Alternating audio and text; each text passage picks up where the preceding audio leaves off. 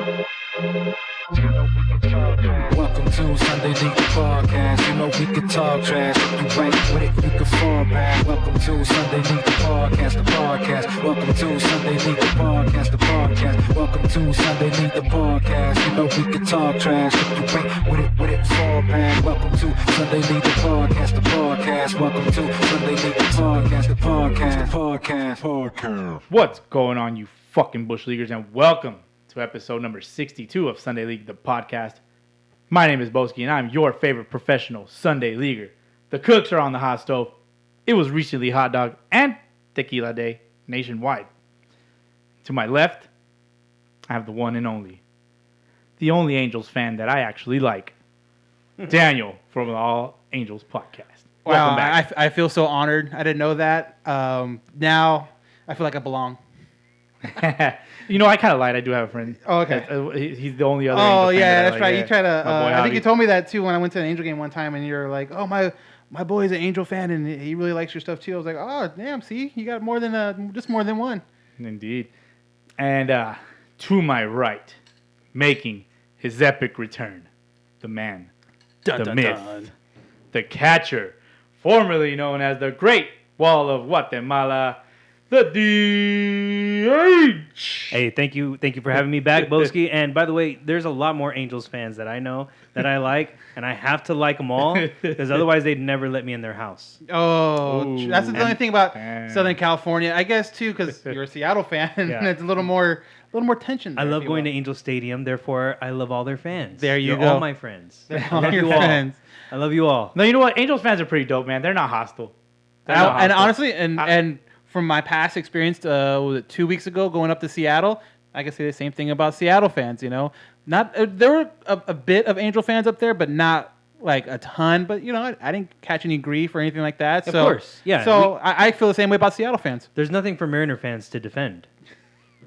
But maybe there is. But I mean, There might be in the future, Exactly, maybe. that's But what- right now, we're friendly people. We'll get Yeah, along with yeah. everybody because otherwise, without friends, we'd be lonely as hell. I did notice too the banners that are hung up, and I always feel like with the Angels, like, oh, it feels kind of just whatever. We got like one, pennant, one World Series win, and I go to Seattle, and I'm like, wow, they got the 100 and whatever wins. That's cool, but then after that's like, not much else. Okay, That's where Angel fans go to feel better for themselves. and, that's Right. and it worked. That's why it was a great vacation. Yep. Friends, how many of us have them, right? I know, right? Let's go around the horn, guys.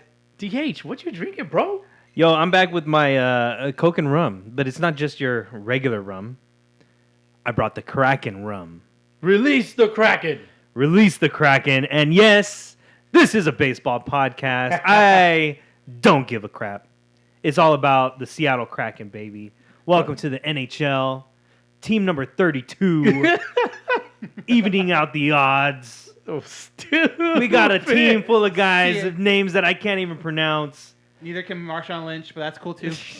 So, yeah, I'm releasing the Kraken tonight, ladies and gentlemen. We And got and there's your cross sport reference. and for all the we week. need now is a basketball team.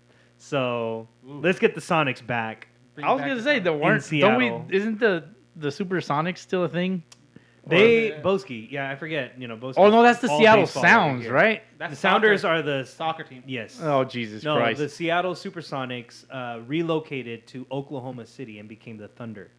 Only like 10 years ago, so okay. it's not like it's a new thing. Supersonic. Daniel, what you drinking, bro? Honestly, I don't know because I showed up, you poured me a glass and said, "Here you go." I'm guessing it's the same thing. Coke. It is the same okay. thing. I wasn't Yeah. sure, but next thing I know, I look up, there's a cup there. So I'm like, all right, cool. Release the Kraken. Exactly. Indeed. Well, I did have a release. We're gonna call it a release the Kraken, right? I guess. Yeah. Sure, we could do that. I did have that prior to recording, but then I poured myself a Jameson Black Barrel with Coke. That's some good stuff right there. That Good Jameson stuff. Black Barrel. Yeah. Shout out the old Fosco. What did I call it last time? I called it something. The Co. Let's just The call Co. it Roscoe. We call it the Co. The Co. The Oh, Co. The Co wholesale. The Co wholesale. Wholesale. Indeed. So Let's just move the ST in the middle. Let's move it to the end, and we'll call it Cocoa Street. Co. That works. You guys remember for next time. There you go, Bowski. You got that from Cocoa Street. There we go. Cocoa Street. We could do that for sure. All right. DH man, Yeah, I'm back, Bowski. Thanks for having me back, man. I heard you needed a pinch hitter. You were on the today. MIAL, bro. I was. The missing in action list. Yes, I was. You don't have to dive too deep into anything, but where you been, bro? No, man. I'm just been working on some stuff with the fam. This week we're moving into our new house. We, we've been kind of working on getting that finalized, and so therefore this coming week, when this episode is released, we should know for sure that we're in. Now we just got to sign our names away and pay the man, and there we go. So my focus has been right on the family, getting that house squared away. I've been working a lot on the weekends, especially. Just working on some personal stuff, man. What does Kevin Costner say in For Love of the Game? Turn on the mechanism. Clear the mechanism. Clear the mechanism. Yeah. So I had to take some time to clear the mechanism, but I'm back. I am back, Happy to have you back, brother. and I'm ready to deliver a performance for the ages. Ooh. No, not really. Is that our second ooh? Not really. Okay. Not really, but it's a little sad that Rube can't be in today. Yeah, he's MIA, but we know exactly where he Floating is. around in some river or something. It's actually raining on his parade right now. Oh, that's if you go check out his Instagram, Yeah, he's probably- I mean, I don't want to put his personal Instagram out there, but Yeah, you he's can probably, find it there if you know him. He's probably chilling on a donut somewhere in the river. It's raining over there. Is it? Yes. Well. So because he did say last week where he was going, he's in Havasu. I've never been, so I can't speak to it. Well, a Rube is definitely a river rat. That's what I'm getting. He- No, wait, That's the vibe Havasu's a I'm lake. I'm sorry, Havasu's a lake. Is it a lake? Yeah, Lake Well, Havasu. it's a lake, but He's a river rat though, yeah. because he likes Laughlin and shit. Yeah, So it all gets fed in from the Colorado River. Yeah, whatever. shout out to Lil Rube. He's not here today. Hopefully he has his floaties on so he doesn't drown. Does he know how to swim? Do you guys know how to swim? Lil Rube knows how to swim. Okay, that's good. Me myself, I don't know how to swim. I can't. Oh. I'm dense, dude. I'm just Dense. I sink straight to the ground. Solid, Let me take you out. We'll start in the bathtub. We'll start in the bathtub. I don't like where this is going. Daniel, how was your week, man? This is a whole different podcast. How's everything on the old Angels front? It's cool, during the actual week, I don't do a whole lot. Like, honestly, everything's kind of built around the game. Like, at 6:30 every night, it's like, okay, I know where I got to be. So a pretty cool moment last Sunday, got to see a buddy of mine debut for the Angels. So Brandon Marsh? So that was really cool. That was a fun. Got to know him back when he was in Inland Empire 4 years ago. Got to know him really well there, and kind of again followed him through AA, followed him through AAA. Made a couple trips to see him in AAA, and actually got to know his family too throughout the whole process. Had his mom on, like, during the pandemic, like everybody, we're looking for stuff to talk about baseball wise. Right. There's nothing going on. Mother's Day is obviously in the middle of baseball season, and with no Mother's Day game, I was like, you know what? Let me reach out to a player's mom and just let's see how this goes. And so I reached out to his mom. She was great. Kind of kept in contact there. Every time I had him on, she would like text me or message me like, hey, how do I get this interview? Because I don't know how to download, I don't know the whole podcast thing. Right. So I would just end up like just straight emailing her just the raw file of it and just here, don't worry about it. Here's, open your email, you're good. So You don't put it on like one of those like vinyl record players because that's probably the player's mom's generation. Right, these exactly, days. exactly. Or maybe the Sony Walkman. Right. Put Yeah. it on a Sony Walkman. Walkman with the anti-skip. Yeah, you gotta still hold it though perfectly flat. Yeah, Yeah. the disc man, I remember is like you just had to hold it. Yeah, you have to make sure you If run. If it's you're running or sideways- walking, you gotta like almost like you're trying to hold a pizza without tipping it over one way or the other. Yeah. But it worked out great. I found out that he was playing that morning. I mean, it was like a 1 o'clock game, so I woke up around 10, found out, changed, got out there. Again, I kept in contact with the family, with the mom, with the sister. The sister posted something that they were at the game, and so I hit them up like, "What section are you in?" I found them, hung out the whole game with them, talked with them. Kind of it was cool, just kind of sharing that moment. And after the game, obviously they went down to go see Brandon.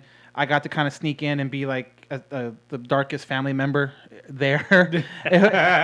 So no, it was cool. It was his mom, him, his mom, his sister, his agent, a buddy from school, friend from like a family friend, his wife. So there was a good amount of people that got there last minute. They're all East Coasters, so getting over in a flight like in 24 hours is not easy.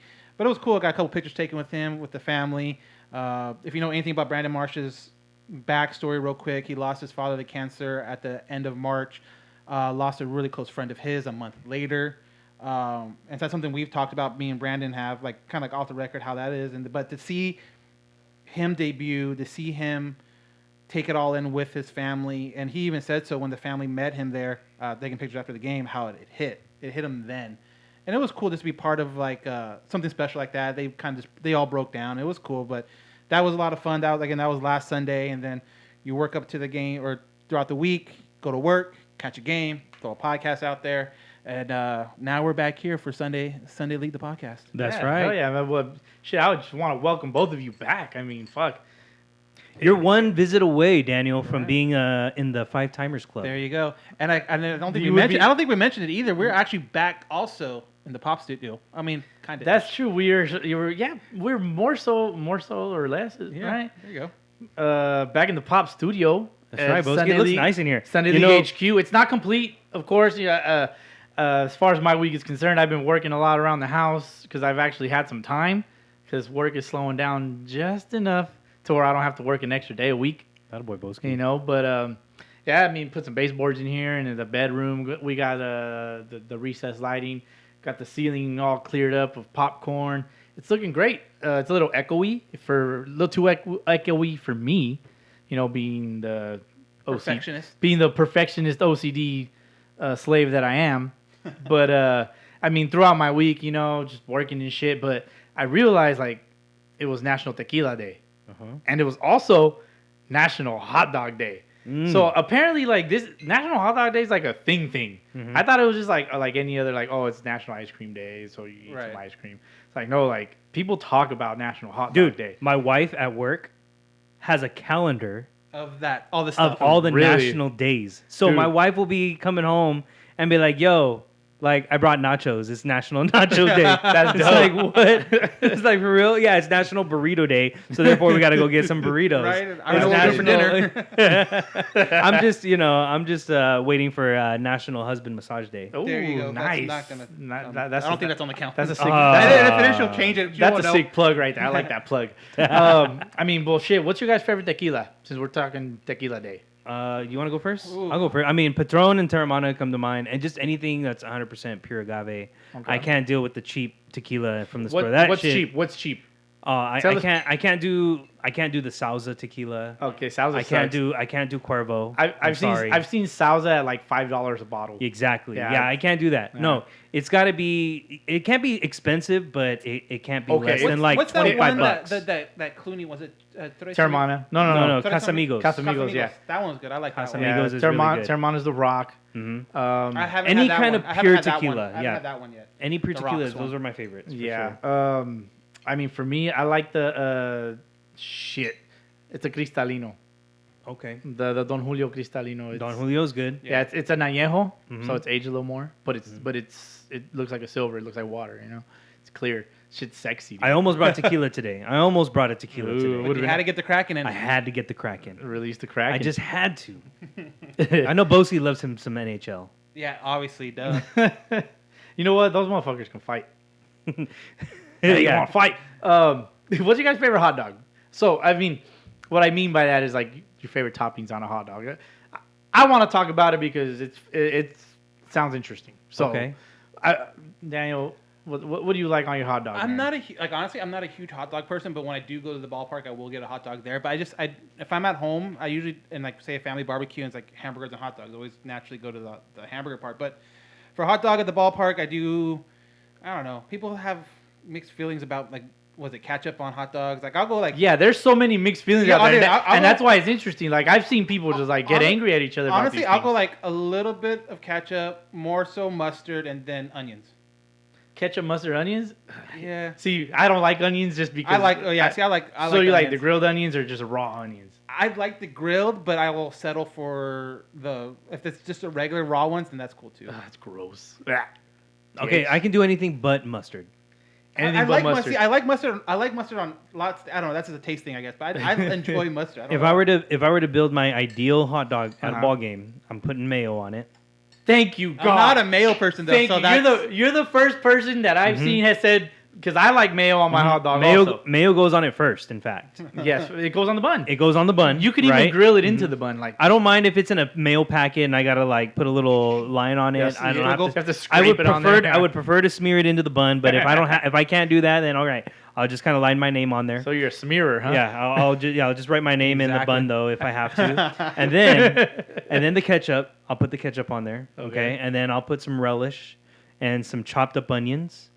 And if there's jalapenos available, I will definitely throw What some is jalapenos. jalapenos? Yeah, I was asking. I'm sorry, for those Latinos out there, jalapenos. Yes. I'll do jalapenos. Straight over our heads. I'll do jalapenos every once in a while too. Yeah. And if That's more for me like a nacho thing. I put a bunch of jalapenos on my nachos. it's Yeah. available, some avocado. Avocado. See, I learned quick, man. I catch on quick. Bowski, what's your ideal? Dude. What's your dream hot dog? Oh my god, it's so like bacon wrapped with like mayo and catsup. Wow, you're making me so hot right now. And like the weenie has to be grilled. Wow, tell me more. I need little slits in it. Ooh. The bun. Okay, I already picked my winner. I'm going on a date with Bowski. No, you picked your wiener. There you go. No, but I mean, to be serious. For real. Let's get straight to the point. Yeah. I like a little butter on my bun. Butter? I grill the bun a little bit with some butter, Okay. and then I put a little bit of mayo on the Alright. inside of the bun. Very nice. Preferably Course. bacon wrapped, but it does not have to be bacon wrapped. Mhm. So the weenie has to be grilled, not boiled, like the old Yeah. the I'm saying, co yeah. the co what the co Cocoa Street. Cocoa Street. the old Cocoa Street. They boil their hot dogs. Okay. That's gross. Imagine drinking hot dog water. Anyways, it makes me gag just thinking about it. That's not how I like my wieners. But yeah, just mayo and ketchup toppings. There you go. Mayo and ketchup is straightforward. When you blend the two together, it's weird. I don't want to tell you how I eat the hot dogs. You're gonna look at me kind of weird. One bite. Little. You're gonna look at me a little crooked. One bite. No, I am not the Barstool Prez. No, that's Rube over there. He doesn't eat. He eats his hot dogs with no hands. He eats them sideways. Yeah. He holds them with two hands. He just goes up to the snack He bar. bites the middle first. One bite whole. Rube, I know you're better than that. All right. Clean it up, Rube. Let's get into some fantasy baseball. Please, let's DH, go. you and I played each other this week in two We of our did. personal fantasy leagues. Both of our fantasy leagues. One of them you are undefeated in. I am which undefeated at. I will remain undefeated. Which is our World Pod Classic individual league. Yes, And and- Rube's got his team. You got your team. I got my team. JP is in the league. The Razors in the league. Mhm. We got Big Lou, Frank the Tank. We got Gammy up in there. Gammy's we over got there. Javi. Shout out Javi Javi. up in there. Shout out Shout, Javi. shout out Javi. Just want to say, Javi, get well soon, brother. That's all. I hope you're feeling better too. And And that's- then we also got Casey. Casey's up in there too. And your boy, And we got Rube, no. What's he called himself? The master, the captain, the captain. the master captain. Oh, that's No, Big the Rube. captain. That's Big That's Rube. Big We Rube. got Lil Rube and that's Big Rube. the Rube and Big Rube. Yeah, shout out Monday's Hangout. And then who else we got in that league? Bowski. We got. Did I miss anybody? Juwan my buddy. Farlos. Juwan Farlos. Yeah, Quan Jarlos. Quan Jarlos. There you go. Jarlos. And that's That's it. So you and I went head to head in that league, and I was trying to dethrone your ass. And you from didn't. being undefeated. I did And you not. didn't I was because we are unsuccessful. recording on Sunday evening when Yeah. everything is done. All the games are over. All the We games just are over. witnessed it. DH, sorry, bro, but I beat you 9-5. Yep. I will go on to proceed my Yeah, congratulations. week. But I got you in the other league. 13-0-2. I got you in the other league, which by a smidge. we won't go into details on the other. Now we league. won't go into details. Only that had Jose Abreu hit that home run, we would have been tied. Yeah, I heard 5 he came inches too close. short. I heard he came close. In this case, inches did matter. But we got the World Pod Classic still in full effect, right, And- Bowski? Indeed, we do. And you have taken over as a team manager, I did. rightfully so. Sure, So continue with whoever is in first. I know Daniel. Daniel. I think I still am. I think You're I s- dropped this one. This week was not a great week. Really? I played take a pitch. Offensively, my guys did not show up. I got swept in the offensive categories. pitching. Who's your offensive stud right now? Because Because I know a lot of offensive studs are like quite a few people. In fact, are kind of injured. Like Acuna's out. I will tell Bellinger has not been you. the same. Your offensive stud is brutal, bro. Trout has been out. You don't have an offensive I mean, stud. Adam Frazier. I have guys that you think would like have names. Like I have Story. I have JT. Remuto. Adam Frazier was a good pickup. Jared Walsh, All-Star. You know, he was on hot for a while. He's kind of hit a slump a little bit since the All-Star break. Now, is he somebody you drafted, or did you pick him up in free agency? No, I drafted him, but I drafted smart man. 270th overall. There you go, smart man. Go. So that was way back then. What you need to do is drop Patrick Corbin. He's hot and cold, man. Did I have Patrick Corbin? He's colder than hot. Yes, you do. Oh, I sure do. Yeah, he was one of those guys. Like sometimes when I'm feeling it on I need starting pitching help. Like I'll just pick up a guy that is starting that day. That's gonna pitch, yeah. That I like. Somebody that pitches against Arizona. Or someone like for example, like today or last night. Tell us about Tukey. Yeah. Toussaint or whatever. Tukey Toussaint. Yeah. Tukey Toussaint. So same thing. Last night I'm like I want some more pitching. You know, stats. I see who's a probable starter. I see that he's going against the Phils. I'm just like, you know what? The Phils haven't been killing it. See, what you needed to do was pick up probably 8 relievers and 8 closers because you lack. I have no really closers, bad. dude. I have no, honestly, I have all starters on my... Because you're looking pretty good in the starter front. Right, and it's just, I don't know. I mean, especially holds. That's the hard part, trying to figure out who can do a hold or whatever, who's that 8th, 7th inning guy. And it's like, but yeah. I mean, offensively, that's tough, man. If I can get at least some kind of offense production, I didn't get anything. Like, throughout my starters today, like, for example, on Sunday, they went a combined 6 for 34. So, you know, that's a whole whopping 176 average. That's not going to do a whole lot. So brutal. So who you got next week? I believe, I checked it earlier. I think I have Beers on the bench. But Okay. And they're right behind me. So with this loss, I think I'm still in first place. It makes it interesting. Yeah, you're definitely going to still be in first place. But it's going to be like maybe by like a game although or a game and a half. view from the bleachers is right behind you, a game back. Yeah, and I think they might have tied. Let me see. View from the bleachers is going against Beers on the bench, and they lost. Oh, they lost. So Beers on the bench will get a game up on me, and so I'll be a half game up on them when it clicks over tomorrow. It sounds like the standings are pretty close. The standings are fairly close. So just to run through that real quick. Beer League, SoCal All Angels Pod. You need to change that, Daniel. Sitting at the top of the Beer League, 9-3-2. View from the bleachers, 9-5. Beers on the bench, 8-5-1. Real Talk Baseball, 8-6. Take a pitch, 8-6. Sacramento Max dugout. I appreciate them still actually playing, 6-2. Is it 7:05 yet? 8:42. It is 8:42. They are 6-7-1. We'll get it one day. And we are 1.5 games back of them. Sunday League, the podcast or the Pod Squad, excuse me. 1.5 games back of them. It's gonna remain the same because we lost this week. We're sitting at 4-8-2. I blame Rube. And I blame Rube also. In the Bush League, Gone Bridge at the top. They are 1 game ahead with a record of 10-3-1. Following them, Box Seat Banter, a game behind. Pesky Pole Podcast Nation, who we completely swept last week at 14-0. What? What? Yeah. Damn! I didn't know that was possible. Yeah! Shout out Bowski. I'm just kidding. Pesky Pole Shout out Bowski. in third place at 500 ball, 6-6-2. So it's fair to say that this is the weaker division. Deep Fryer in fourth place, 5-7-2. He's 4.5 games back. 3-0 take. Kyle Corwin and Nate Reyes, 6-8. They're in sixth place. The Yips podcast in seventh at 3-9-2. Team some other day, 4-10. They have more wins and they're not. Anyways, that math doesn't work for me. Team today 4-10. The Steel podcast at the bottom of the barrel at 3-11. Yeah, so it seems like a lot of teams are kind of bunched up in the middle. A Yes. few outliers. Mhm. So Few outliers. A lot of A lot of time left. a lot of time still left in the season to make some ground up. Let me see. I looked it up earlier. I think it's what? Let's go to schedule. We have 1, 2, 3, 4, 5, 6 6 weeks left. 6 more weeks left before 6 the more playoffs games. actually start. Right. So I mean, what do you guys make of some of the players that are kind of available in some of the leagues? Like, I know you still got Patrick Corbin. Yeah, he probably But- won't make it to the next start unless it's a good matchup. You know, he's I got- will say, hold on. Let me stop you guys for a quick second. I'm looking at the players in our World Pod Classic. Somebody dropped David Price. Is he a starter or is he? He is a starter currently. now, He's it's 'cause they're 4-0 with a unhealthy. 3.35 ERA. I just might claim him. He's throwing against San Francisco on Thursday. What Who the hell about dropped- Severino coming back with the Yankees? Is he somebody worth picking up?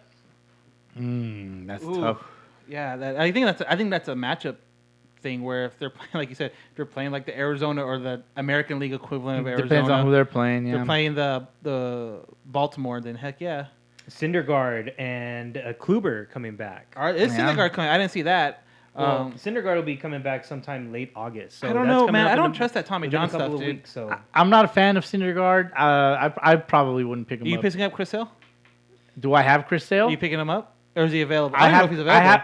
No, he's not available in our league. No. No. Okay. I will say though that somebody that is available looks like he's a rookie. I don't know what his rookie status is, but Willie Peralta for the Detroit Tigers. He's a 3-2 record with a 2.56 ERA, but he gave up 5 runs in 5.2 innings today, as a matter of fact, on the 23rd.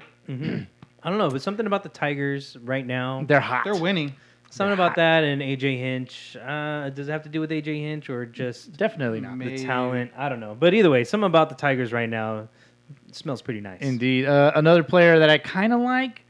He hasn't done too much lately, but Tyler Naquin for the Cincinnati Reds. He's a 250 hitter. He's average hitter, of course. 13 home runs, 55 RBIs, 4 stolen bases. Not bad. Not bad. I'm into him.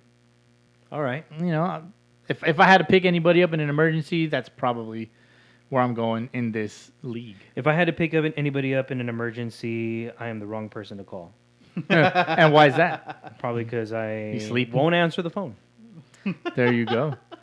Miguel Sano, if you need some power, go for it. But his average, not so fun. Strikes out a lot as well. Other than that, man, I can't think of anybody else that's available. Bobby Witt Jr., if he ever gets called up, I think that'd be a good pickup. Brandon Belt, he's on the IL. He should be coming back hopefully soon. I like him. Very That's nice. it, man. Good stuff.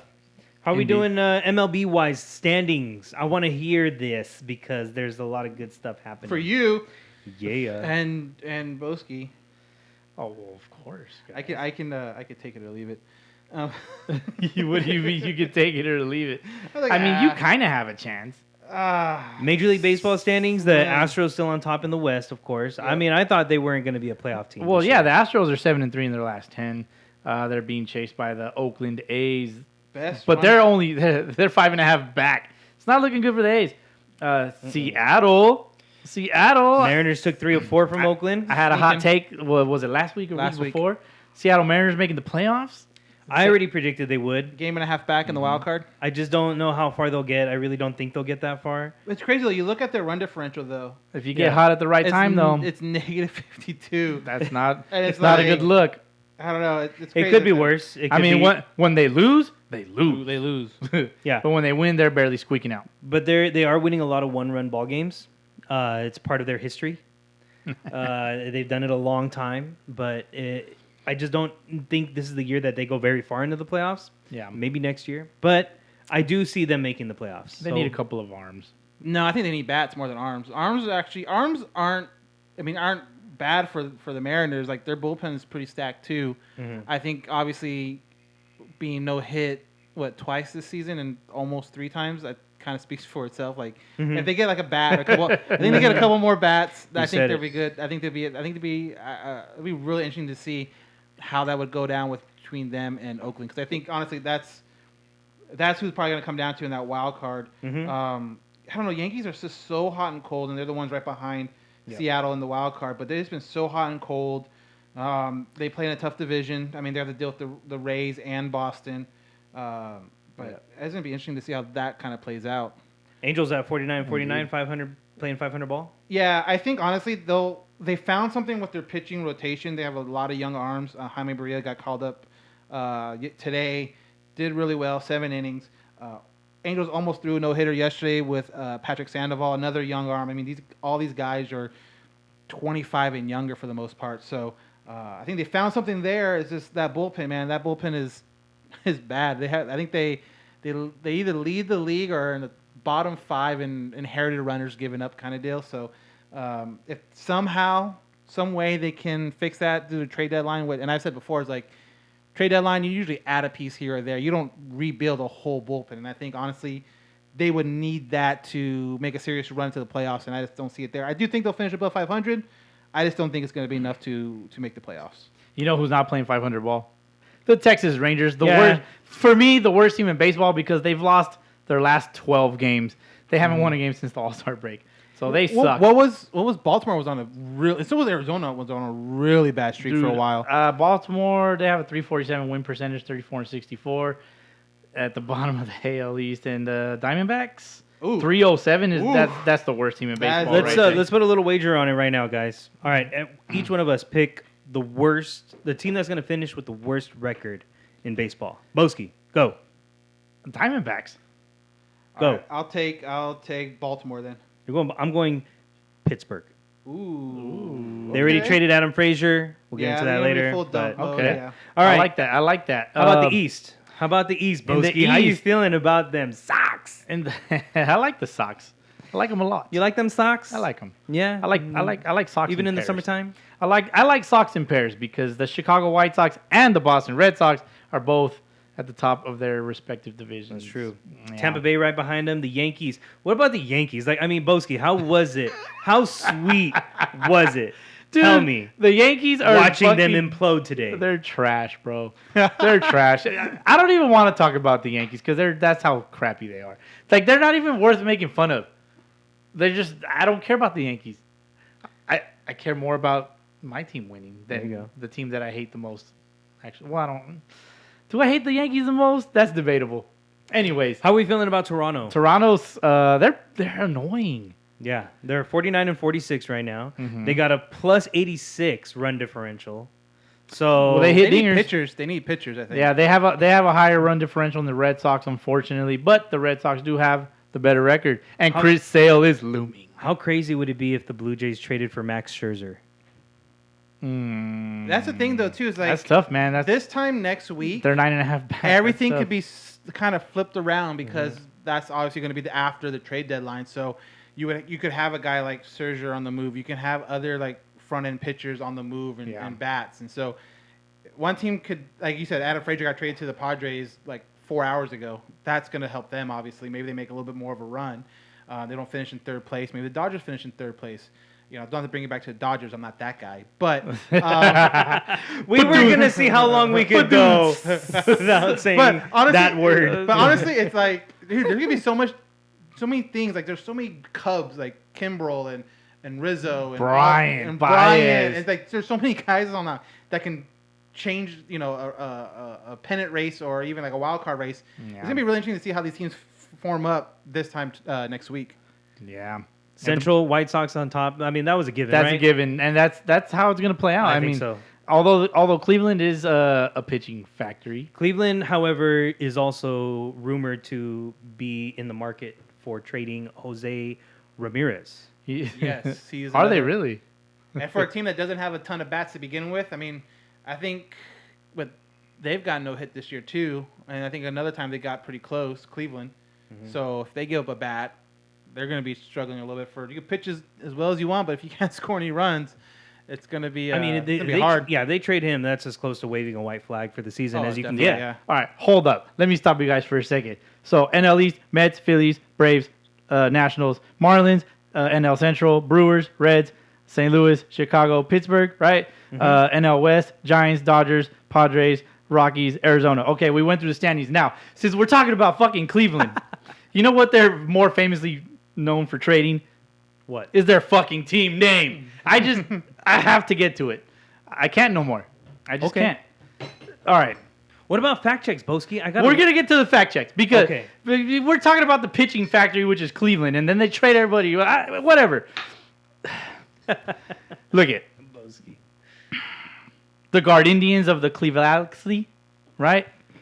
What was that? The Guard Indians of the Cleveland. I think that drink's kicking in. The Cleveland. Whatever. Look at the Guardians. No. You're not No. down for the Guardians, Bowski? No. Okay. Danny, you and I were talking earlier this week, and we had some thoughts. But can you give me your thoughts on this, please? I mean, am I the only one that's like not 100% against this? I'm not doing more research on it and why it got chosen. I'm not opposed to it. I'm not like, oh, that's so dumb. They came out and said why. So Why my was it? first reaction to when I saw it was like, huh? Yeah. That was my reaction. But then I started thinking. I was like, okay, I guess I could see it. But then Bowski put it as best as anybody can put it. He sent me the text message. He said, it's kind of like, you copy your friend's homework, but you changed it a little bit. It's exactly that. But I mean, like, it's kind of like they're copying their own homework, right? There you go. So You it's know? okay. They repurposed Yeah. an assignment from like 3 years ago or something. And I like get that. it. I understand why. Because you know what? There we go. Fireworks. Nice. Fireworks. They See, probably, we you probably see- left Roof's See, house. Look it. Every time a firework goes off on this podcast, for whatever reason, fireworks are always going off on this podcast. That just the baseball gods are telling us that you guys are right. There But go. you know what though? Like they always said they weren't gonna change the name. Like the team owner said they weren't gonna change it until they felt the pressure to have to change it. But have you guys seen why they chose Guardians? What the purpose of that was? Yeah. Don't they have a Yeah. bunch of statues or some Yeah. shit? So the new podcast pays homage to the Guardians of Traffic statues near Progressive Fields in Cleveland, located on the Hope Memorial Bridge. And if you look at it, it's like literally right across the street from the ballpark, and those statues have been there since the 30s. So I guess if you're a local, it makes sense. For people like us that had no idea, until I researched, I had no idea what the heck what that was until I looked it up. But I guess if you're trying to pay homage to something in the city, that makes sense. I don't know what else you could have really picked, though. That's the thing. It's like there's so many names already out there taken. Well, they were gonna originally go with the legal Guardians. But they didn't get But- permission. Yeah, It was- exactly. it They gotta was- get the permission slip signed. It was offensive to the illegal ones. Illegal ones. However, they did make a deal that in 18 years they're gonna have to change their team name to the Conservators. Oh my god. Oh, do we have the little dun dun? I feel like we're in a stand-up. You know Here what? we go. Betty is also on vacation as the the- firework goes off. The Asgardians came in last. That's Guardians. And the only reason why the Asgardians came in last is because the marketing team messed up and they put an extra S and it was called the Asgardians. Guardians. That one was Tito's favorite. Nice. So anyway, that's What else you got? That was too it. Bad Bauer doesn't pitch there anymore, then, right? Oh, very nice. Well, for me, the Guardians are like a jockstrap because they can guard these. Let's do some fact checks. I only got one for this week. Last week I talked about Vladdy signing with the Jordan brand. Yeah. So per Google, Per Google. baseball players that have had a contract with The Jumpman. the Jumpman at some point in time. Vladdy Jr., Gary Sheffield, Andrew Jones, Carl Crawford, Jimmy Rollins, Aaron Hicks, why?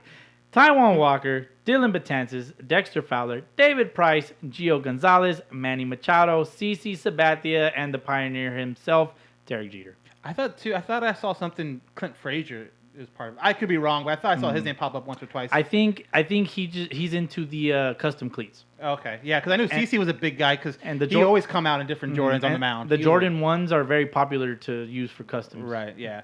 So yeah, I knew CC. I knew some of those names, but some of the other ones I had no clue. But it's nice to see Jumpman out there, man. Like that's kind of like the baseball gods agree. pinnacle of shoes in general, like Jordans. Like, Yeah. when did you get your first Jordans? Like, I don't, that's like a question Yeah. people ask. When's your first time you got Nikes or Adidas? It's like, Well, when's the first time you got Jordans? I was in high school, I think.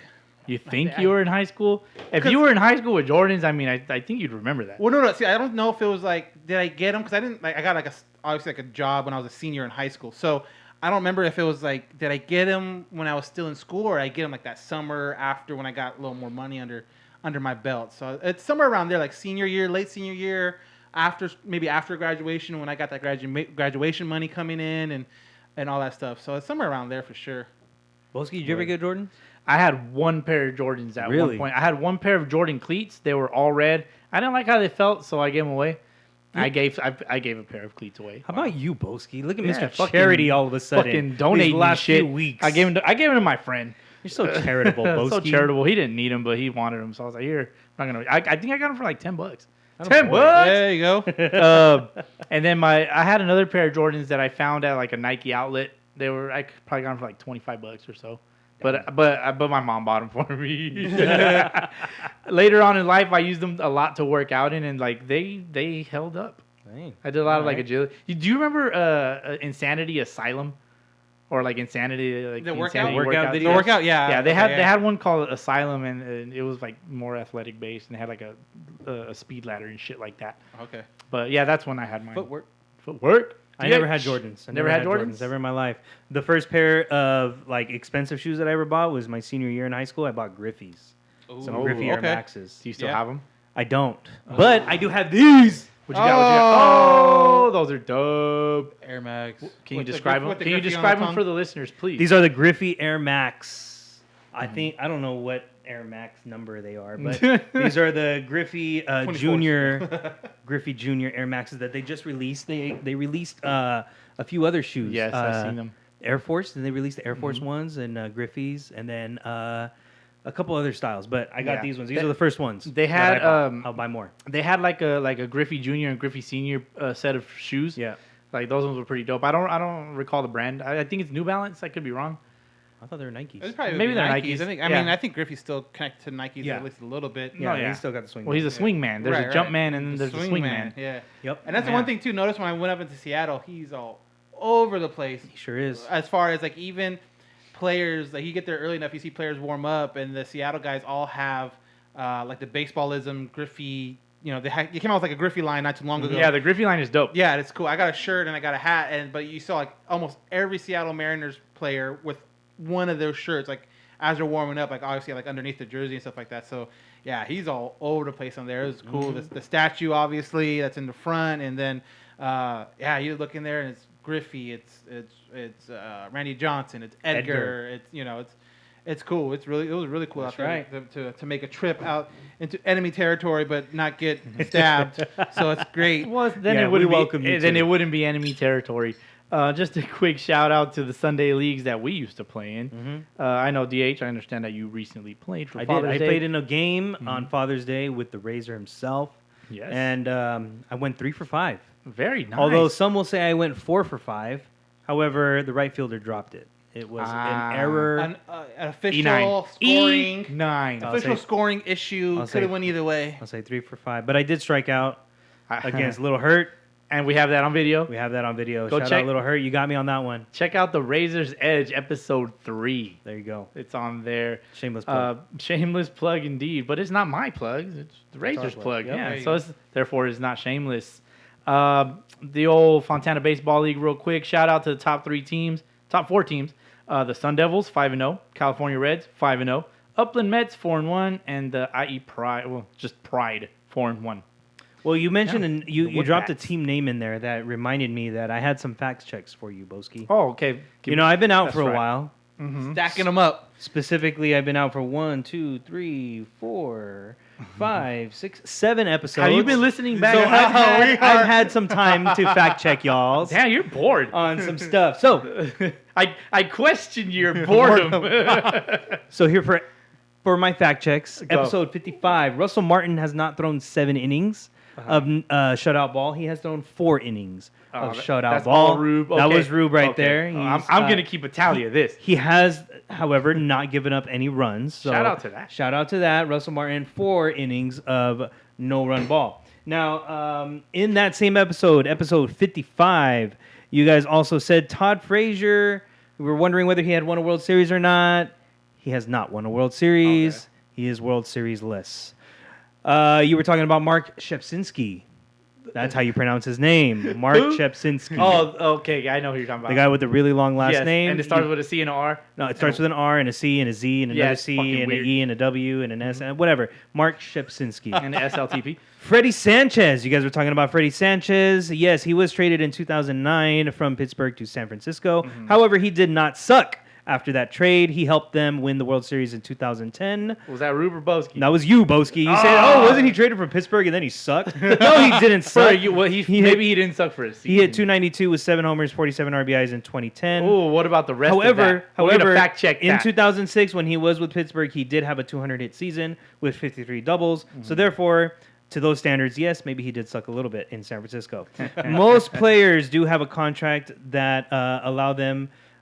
most players do have a contract that allow the team to void the contract if they breach certain options. For example, the Marcelo Ozuna thing. Yep. If it turns out that he did not, that he doesn't uphold Major League standards, the team can therefore void his contract. Okay, that was a group thing. Okay, you were talking about the Boston player that was arrested also for domestic assault, and that was Stephen Wright, knuckleballer for the Boston Red Sox. Yeah. That you guys didn't have his name. However, he is back now in minor league baseball with the Pittsburgh Pirates. Throwing suckle balls. Episode 56, fact check you, Bowski. That was all 55. You correctly did pronounce it Ralph Lauren. I know. It is not Ralph Lauren. It is Ralph Lauren. Shout out friends. Bougie, whatever. Shout out friends. Ryan Zimmerman is still in the major leagues. Rube said that he was not. He is. Episode 57, the Birmingham Barons. They were a team that Michael Jordan played for, Double-A team in Alabama, still the Double-A team for the Chicago White Sox. Mm-hmm. They are playing in the Sunday leagues. Yes, they are. And you were like, what the fuck? Yeah. Who are the Birmingham Barons? What is this? Yeah. There you go. Double-A team for the White Sox. Okay, fair enough. Sun Devils are the ASU mascot, Arizona State University mascot. Sun Devils, not University of Arizona. They are the Wildcats.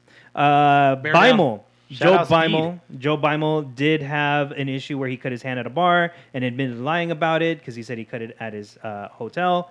And therefore, he had to admit the truth because a witness spoke to a news outlet about it and saw him cut his hand. Therefore, he was left off the 2006 NLDS roster. Wowzers. For the Dodgers. Ryan M. Spader is a legit writer, statistician, and analyst for MLB. And he says, quote, I deeply regret everything that I said. Ryan, that's Ryan Master Spader. Got it. I remember that. Rube. Yeah, I had. It's funny you bring that up, and I had such. I'm like, Rube, we were just talking about that. Yeah. We were joking about that earlier. Because I know people who report. I know beat writers, reporters, whatever, through just doing stupid shit. Mm-hmm. And I'm like, I know they don't put everything out there that they know because it's like you have to 100% feel comfortable in it. Like, yeah, if you didn't know 100% a week ago and something changes, then you'll put it out. If you don't hold on to it, and put it out there just because you want to, get more clicks or whatever. It's like, no, you have a legit source or whatever. Yeah, I remember that. I remember that episode. Also in episode 57, Bowski said Little League Baseball is not real. Fact check, Little League Baseball is real baseball. Just to name drop a few players that have played Little League World Series as well as Major League Baseball. Todd Frazier. Cody Bellinger, Corey and Colby Rosmus. Yes, Todd Frazier. Max Moroff, Andrew Stevenson, Guillermo Quiroz for Venezuela. Jason Veritek. Christian Bethencourt for Panama. Kevin Cash. Scott Kingery, Lloyd McClendon, Ruben Tejada for Panama, Michael Saunders for Canada, Jurickson Profar for Curacao, Jonathan Scope for Curacao, Yusmiro Petit for Venezuela, Michael Conforto, Jason Marquis, Randall Gritchick, so Lance not only is it Lynn, real in the States, it's real Derek everywhere. Bell, Ken Hubbs from Colton, Hubbs, Dan Wilson, Charlie Hayes, Jason Bay from Canada, Gary Sheffield, Boog Powell, and Jason Veritek. Episode 58, fact check. Ben Zobrist, yes, he is in some hot water with his family pastor, Byron Yon, who is supposedly sleeping with his wife. Yeah. Yes, pastors are allowed to have sex, however, only with their wives. And there's burner phones involved. So what's the fact check? You guys were wondering whether it was a pastor or priest that are allowed to have sex. And pastors can have sex. With their wives. Oh, well, not someone else's wife. Priests are supposed to live a life of celibacy. Episode 59, Fernando Tatis Jr. will be paid until 2034. Bobby Bonilla will be paid until 2035. Oh, okay. Cycles are frequent. You guys were wondering how often cycles happen. Players hit for cycles every year. In fact, ever since 1984, with the exception of 2020. Episode 60, Shohei Ohtani is 27, not 24. In fact, born on July 5th, the same day as my wife and my brother. And same also... day, got a pillow. Also, Lanolin... That's right. I do have Shohei pillows, yes. Lanolin nipple cream. It works very well for sore nipples, especially for breastfeeding mothers. Works best I don't know where that fact check was from, but okay. for breastfeeding mothers. No, yeah, we were talking about ashy nipples. Oh, yeah, that's Yeah, right. yeah, Okay. yeah. Therefore, yes, you can Because- use lanolin nipple Because cream. my financial consultant friend had an encounter with a breastfeeding woman. Therefore, That's yes, right. there's your fact I check. remember now. I'll add some too from last week podcast. Like I told him, I'm like, you guys want to talk about the draft? Just let me know. The draft usually happens in June. For last year, it was supposed to be at the College World Series. Obviously, Yeah. 2020 happens. So that got delayed a lot. This year was at the draft. First time at the draft. Next year, I think it's also going to be at the draft. But normally it's in June. Not. I think Group said like after the trade deadline or Yeah, after some the season. shit. Yeah. Look at for me, in my own defense, I'm speaking for myself. I typically don't give a shit about the draft, but like because this year and we're doing a podcast now, A little more, it's a little different, yeah, So we gotta touch on it at least. 40 rounds normally. Last year was only 5 because of the pandemic. This year only 20. No word yet whether they're going to go back to 40. If they're going to expand it maybe a little bit more. They're Well, they're gonna need more minor league teams for that. That's which the we've thing. talked about Yeah. before. So usually it's a June draft, but now that they're trying to get it after the College World Series because they had a weird situation where guys or like pitchers were like expected to do like these interviews for their drafted team. And like, oh yeah, by the way, I gotta get out of here at 3 because I'm pitching a game today at the College World Series contest. Right. So originally they're going to do it after the World Series at College World Series in Omaha, but then again, like I said, 2020 happened. This year they did it at the draft. Obviously the All-Star game, obviously after the All-Star or the College World Series, stuff like that. So, That's definitely a good move. DH, keep going. Nonetheless, Lancino is the number one doctor recommended nipple cream. Seltzers in episode 61. Seltzers may give you a hangover, but not due to sugar. Ruben says they are full of sugar. However, He's a- seltzers are commonly known to have less than 2 grams no of sugar Yeah, per can. that is the point of the seltzer. And there is your Ruben is fact the checks. nutritionist. Remember the Mr. Gatorade, and I got to keep myself hydrated. Yeah, but he also did mention that his dream meal would be a peanut butter and jelly sandwich with chocolate milk. Yeah, he sure did. He did mention that. I mean, It's like I looked at him like with my head sideways. When you do the head tilt. Dude, it's got protein. It's got dairy. It's got vitamins. Carbs, Fuck out of a here. little bit of everything. He's not wrong, but he's out of line. It's like, for it's, like, sure. it's like the pizza being like the food pyramid. You got your meats, you got your Oh, vegetables. the pizza is the ultimate food, Hey, bro. oh, don't get Bowski Don't get started me on that started. pizza. I'm not gonna start because we got to keep going. And we need a cup check. We're gonna run through some Bowski's buffet. Okay, real let's quick. go, Bowski. Real quick, Spencer Turnbull, Tommy John. He threw a no hitter earlier this season. Do we care? Nope, because he Tommy threw it against the John's- Mariners. Because Tommy John is just almost like, hey, he has a sprained ankle at this point. It It's a seems to happen. sprained It's gonna happen. It seems like everyone's gonna have one sooner or later. Eventually, you're going to have to change your timing belt. Indeed. Yeah. DH, you recently picked up Alex Reyes on your fantasy team. He set a new Major League Baseball record, passing LaTroy Hawkins with 24 straight saves to begin his career. I did not recently pick him up. I've had him on my team. However, that whip of like a 1.4 almost was a sign that he was going to give it up eventually. And he did. He blew up eventually, and he broke that streak. Indeed. Let's see. Lance Lynn extended his contract. 2 years, $38 million. Did he deserve it? Yeah, good for him. He's a good pitcher. Lance Lynn is a fucking stud. He throws only fastballs, whether they cut, tail, or go straight. And he also pitched in the Little League World Series. Continue. Francisco Lindor is on the DL. He pulled a oblique. Oh, yeah, I saw that happen. His oblique hurts. Do we care? Ouch. Mets are going to Met. The Mets They're are gonna gonna bet. Javier Baez is seeking a $200 million contract from the Cubs. Does he deserve it? Yes. Why? Have you seen his 2018 stats? Have you? Yes. No, Javier Baez is dope. Yeah. I'm a If he Javier can- Baez fan. Yeah, I like El Mago. He's definitely still a 2018 type of player. He hit over 290 with 30 homers, 20 stolen bases, 100 RBIs, 40 something doubles. Excellent defense up the middle, great hands. He's definitely somebody that's worth that type of money. I just don't know if you give it to him in 4 years or do you give it to him in 6 years or how is that going to work out? Yeah, Well, and then too, if they trade all the other guys there, like we're talking about, like Rizzo and Brian and all those guys, like who you gotta. you have to build around somebody, and I guess he's the next best guy. Might as well invest into him. He's one of the top, and he's a shortstop. Yeah, he's currently hitting 242 with a 287 on base, 769 OPS. He's got to work on that OBP though. He's got to work on the OBP for me. sure.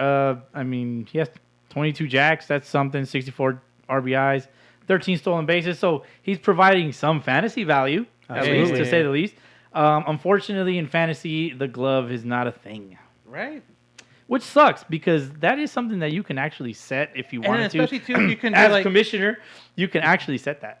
Like Well, if they make an error, if like a player makes an error, it's like a negative. If you can do that. It'd be great if you can use. I don't know if you can. Maybe you can't. But defensive run saved. Mm-hmm. You know, guy makes a great play in the alley and like cuts off a ball and saves a run that way or something. You know, something. Yeah. Something. Yeah. Just even if that's only like a half a point and like some kind of fantasy. I league, personally like guys that don't make errors. Yeah. Well. Yeah. Duh. Indeed.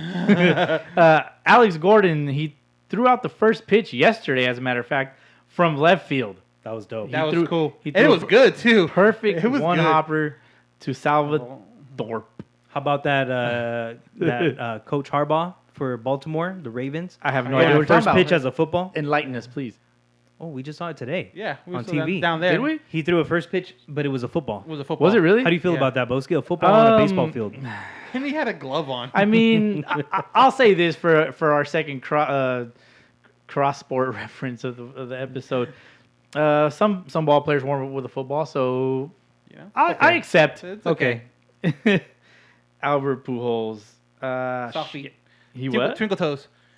Twinkle toes is as Rube likes Casper to. the Ghost. Yeah, exactly. We're gonna skip Albert Pujols because I can't find my little fucking fact on him. But he passed old. he passed Adrian Beltre on most Dominican players games played in the MLB. I don't have the You're number old for enough, that. you'll do that. So that's gonna be like a very minor fact check for next week. Softball, guys, softball, slow pitch softball. It is the most played recreational sport in the United States. I can That's see awesome. that. That I can is see awesome. that because you don't need a whole lot. I mean, you're not. Oh, I like where your head's at. I mean, Tell me more. You're not dependent on a dude that can throw the ball overhand, get it over the plate, and with some kind of accuracy. Like you're lobbing it in there, and then you just take daddy hacks. Even I can pitch in those leagues. Exactly, and I have. You know what I Even mean? Rube can pitch in Yeah. those leagues. Wow. So it's like Even I can can understand, and it helps too that there's like a co-ed. You Yeah. know, Oh, yeah. or half the leagues are probably co-ed. Co-eds. So it's like, when did the last time you seen a co-ed like Sunday League baseball Yeah. team? You know what I mean? So I Yeah. can understand that. You know, do a little couples thing, probably not as serious, and you know, that's cool. It's so popular that my wife even played slow pitch softball my with me, bro. God. There you go. See, The only I- person, actually, I think the only person in America that has never played slow pitch softball is this guy right here. This guy I Bowski play. over here, I and he play. bets you $5 you cannot strike him Nah, out. you know what? Even in slow pitch You softball. could probably strike me out in slow pitch The softball. timing's all off. I'm just like, he's hacking. dude, the ball's so slow. I'm like Rowan Gardner or Garden Hoser in the fucking rookie of the year. He's like, the ball's coming so slow. I'm like, oh my god, Right now. And then he strikes out and he chucks his bat. Yeah, I toss it That'd up. be All Bowski. right, guys. Before we go into our cup check, Domingo Ayala test positive for excellence. Of Nah. course. Cup check. If a guy starts to swing, it should be a swing, in my opinion. I would just revamp the whole thing and So you go give the pitcher opposite way. edge and say He's gonna make me get if up the again. All right. pitcher is fooling the hitter to the degree I don't have a bat. where Well, the hitter there you go. starts. John, that wait, makes I'm it standing. easy. Wait, so how's this? Boom, did I swing? Yep. I swung? Just going like this? Don't do that. What does that do? There's I no want point to to see that. bitch. I want to say, oh, quality take. But you just said I swung? You can't do that. So you just heard John Heyman's take on check swings and his little idea. DH, you're shaking your head. You look annoyed. What do you think? That's ridiculous. It's ridiculous. That is not going to fly. That is just not going to. I don't even know why they wasted time putting that on air. We're definitely in agreement. John Heyman is you just lost a lot of like brownie Isn't points. John Heyman the one that Scott Boras uses for like his? Yeah, he's known as like his league. Like, oh, I have a source, and like we know who that source Yeah. is. Daniel, what do you think about this check swing take? And it's so funny too because like Brian Kenny, if you watch the video, and I'm sure it's all over social media, he's like, okay, now I have to get up. And it's just like so dumb. Like you move 2 inches, oh, that's a swing. It's like people want to give crap to Major League Baseball for some of the rule changes they're like experimenting with. if this ever gets to any form of baseball, whether it's the minor leagues, the independent league, I think it by far would be the worst rule change or rule trying of or something like that out there, because that was just it was funny. Like, honestly, I can't even be mad because it was so funny. I was like, he cannot be serious when he says that. I was more entertained than I was upset because it was like that. I think he was just being a troll. Maybe. His old man troll. He's like, I think I'm getting old. I'm just gonna have fun with my life. And I I'm need gonna be a clicks. troll. I need clicks. I don't know, maybe, but it's just like He definitely needs clicks. So we just got back from our cup check to that ridiculous audio from John Heyman and his stupid ass idea. But what are you guys drinking? What do we refill with? I got the same. Kraken. shit? Yeah. Go Kraken. Release the Kraken! Krakens. Daniel. I'm empty right now, but You didn't grab nothing? I didn't grab nothing, man. It's been a long day. I'm That'll tired. boy. No, that'll boy. Smart man. You definitely played 18 holes of golf, right? Of golf and then family birthday. Yeah, and then happy birthday to your pops, right? Yep. You got to work tomorrow? Yes, I do. Bro, you're a brave man being here right now. Honestly, want to hear something funny? Coming back from Seattle, flew in Monday to John Wayne, left Seattle. Plane took off around like 6:45. So obviously, you can figure it out backwards. One time I had to get there. Went to work that half day and didn't get off of work until 4:30. So it was pretty much a 12-hour day with a 2.5-hour plane ride in the Dude, middle. that's a lot. That'll boy. I think I would have just not went to work. Dude, the funny part, Not I gonna was lie. honestly, I was thinking about this calling in, but I'm like, crap. The time period where they give you the call in, I'm on the plane, Right. so it's like I couldn't do it if I tried. So is there no cell phone reception in a plane? No, you're too high. There's no cell phone, at least not with T-Mobile. I've been too high to the point where I thought I had no cell phone reception. Oh wait, wrong thing, right? No. There you go. Oh, you're talking about flying in an airplane? flying, oh, yeah. I've had that too. Gummies, am I right? Am I right, Yeah. Bowski? Gummies. Oh, Shout out to Tender Huggy Cuddles. well, hey, let's get the show on the road then here because of course we're all dealing with some deadlines here. What's up with that? I guess. Look, man. What's up? Speaking of deadlines, Verdugo got hit dead in the back with That's a right. baseball. That's what I was just about to say. Some What's up savage ass, punk ass, coward ass Yankees fan threw a baseball at Verdugo. So just quick backstory: Verdugo threw a ball at a Red Sox fan at Yankee Stadium. Tossed it to the Red Sox fan. Yankees fan intercepts the ball. Right? Was And that on camera? It was Did not they- on camera. Okay, because This I is- didn't see that. Yeah, part actually happen. what was Witness testimony. witness testimony. Thank you Okay. for that. So this Yankees fan that intercepted said ball, it seems like he was pressured into throwing this ball back onto the field From from where he was rumor. from left field. Yes, and Word he on the street. He throws the ball back, hits Verdugo straight in the back, and Verdugo naturally is going to get upset. Did he hit him on the line or did it bounce and then hit? Hit him on the line. It hit him on the line. Hit him on the line. Deadline. I mean, all right. Would you guys be upset?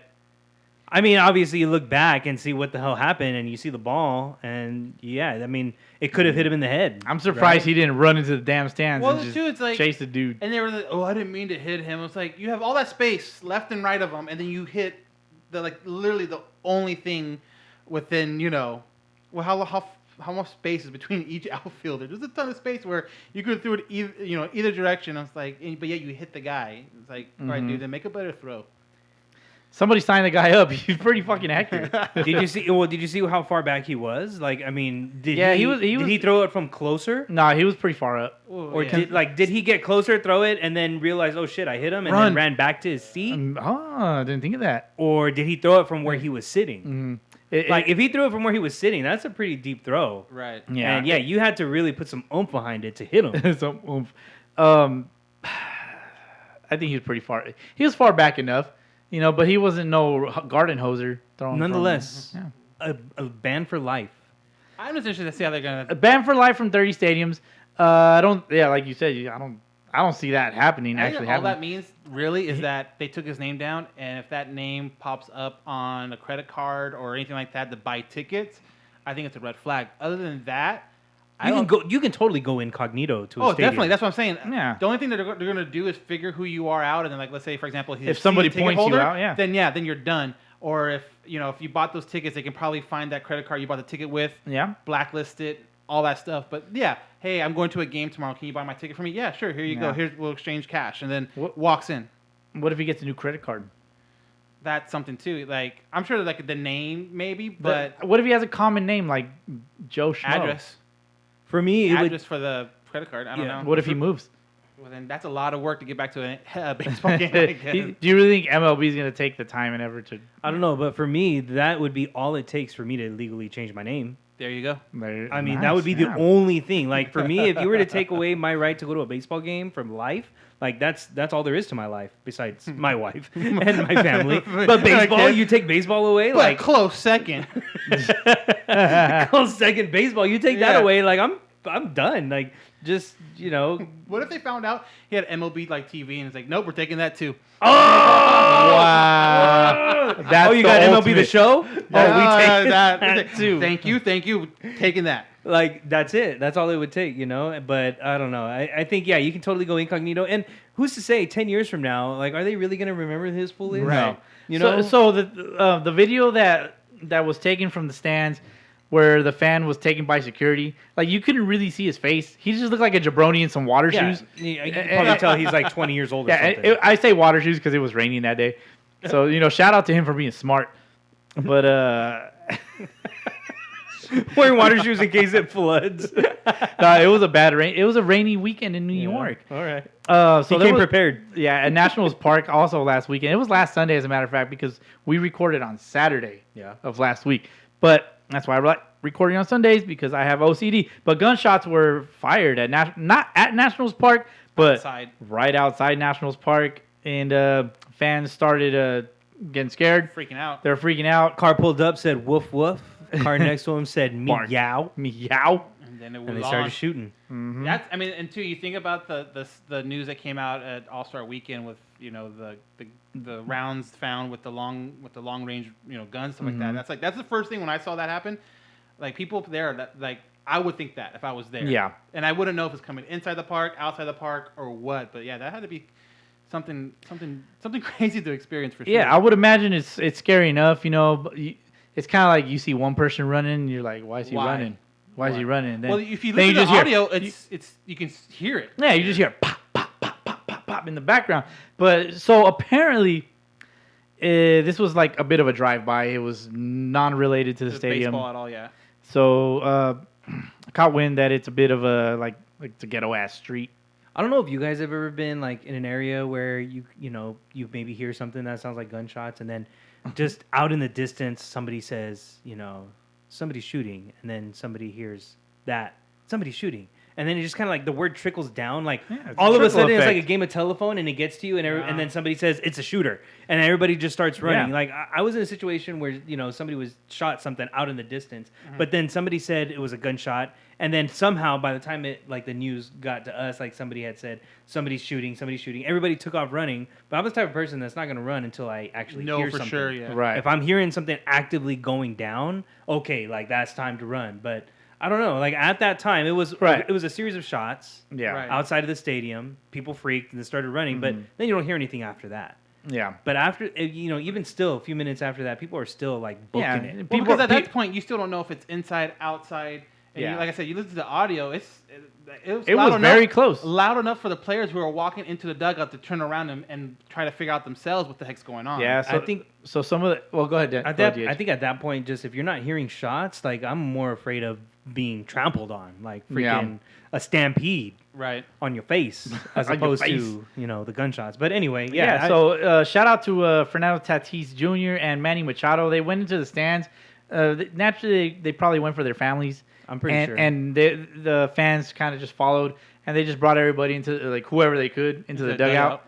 And seems like some fans did get into the office, like Oh, did they really? yeah, the Nationals manager's office, Dave Martinez. They probably used it as an opportunity to kind of explore maybe a little the bit. yeah. tunnels a bit. Well, Yeah. since I'm here, And then they get caught by security, and they're just like, "Oh, I'm sorry, I was scared for my life." Yeah, got What did you myself call it? in What, Dave Martinez's office." Daniel, what did you call it? When in Rome or something like that? when in Rome. Yeah, some shit.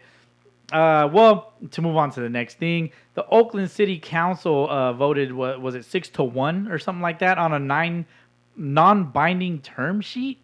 So yeah, the whole thing about Oakland, Mm-hmm. it's a little weird because, the ruling of that meeting was that they were going to approve the ballpark in Oakland. Right. But Oakland, the A's, the ownership of the A's, still they weren't happy with that. Well, because it's part of it too that they were surprised with is that the Something A's, about the funding. Yeah, the A's would have to all of a sudden now put more money towards like transportation and some other, whether it be public transportation or just a freeway exit tour to the ballpark. Like there was something in there money wise that they weren't expecting to have to pay for that they put in like I guess last minute and they got voted approved. But they're like, whoa, we didn't okay this. So like you said, it's non-binary. So it's non-binding. So the A's can still bounce. It's not. Yeah. But so, which kind of brings me being like the ducklehead that I am, like well, what the fuck is a non-binding term sheet, right? So I looked it up, and it says the term sheet is non-binding as it reflects only the key and broad points between parties under which the investment will be made. It also acts as a template for the in-house or external legal terms to draft definitive agreements. The context and clauses of the term sheet vary from transaction to transaction, basically meaning the parties are not obligated to complete the transaction, but they are, however, obligated to negotiate in good faith. Well, I think here's the thing. It wasn't exactly how the Oakland A's ownership drew it up. Exactly. But it was a resolution to keep them in Oakland. Mm-hmm. Yet it wasn't good enough for them. And I think rightfully so, maybe because the owners can probably get a sweeter deal by moving them away from Oakland. Yep. And I think that's probably the end game for the owners. I think it is. Is to get them out of Oakland. So because it's basically like this is our offer. Oakland says the Oakland A's say no thanks. unless that city council came up with a deal that they just absolutely could not refuse, Ooh, then shout they out were to gonna Godfather. they were gonna get up and move regardless. Yeah, And that's how it sounds to me. I mean, this is a thing that's been going on for like the last 15 years, like trying to figure out upgrade the stadium or just put them in a new stadium.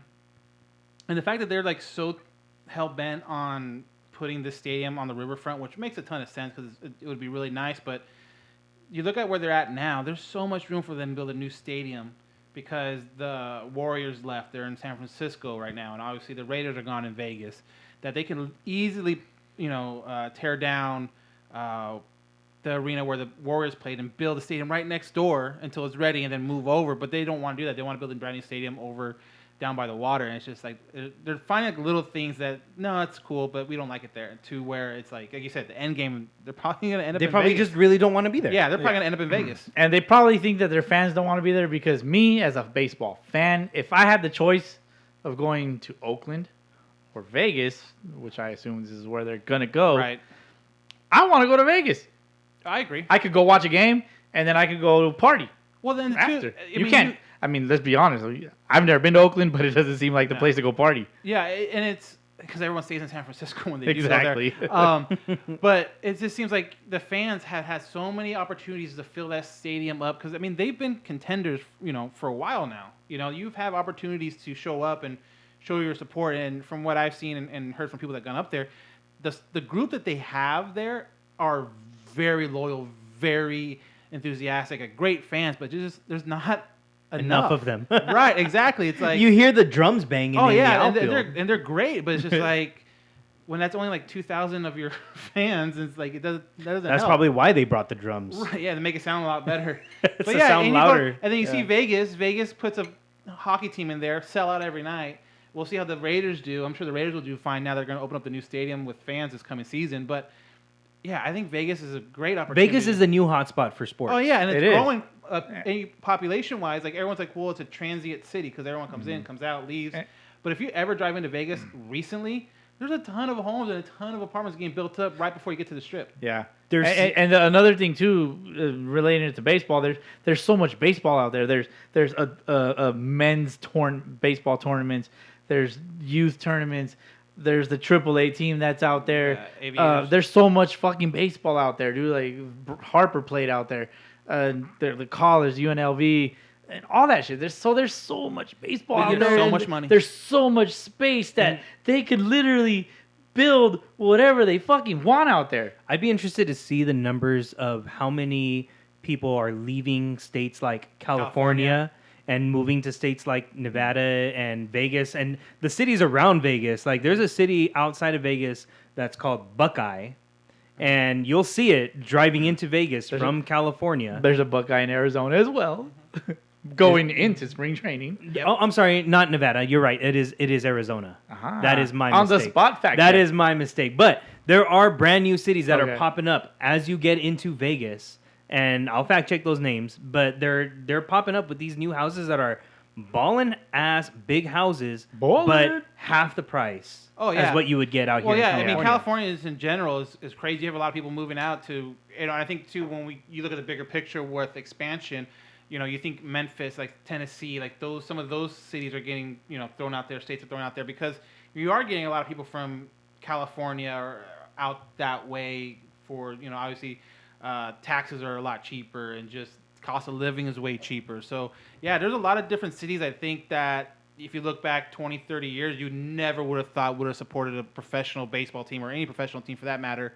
Now are going to be like go-to spots for expansion for baseball. Yeah, and you look at the the crime rates in Oakland, how that shit continues to go up, and Vegas looks a little bit more appealing. Indeed. When you look at those numbers, but Indeed. I would expect Oakland to relocate Hopefully. after 2024. Hopefully they relocate to Vegas and we can make a Or trip. Portland. It could be Portland too. Portland, They're talking too. about Portland. Yeah, I wouldn't be mad at Portland. Portland would be Oakland, nice. Portland, it's all the same to me.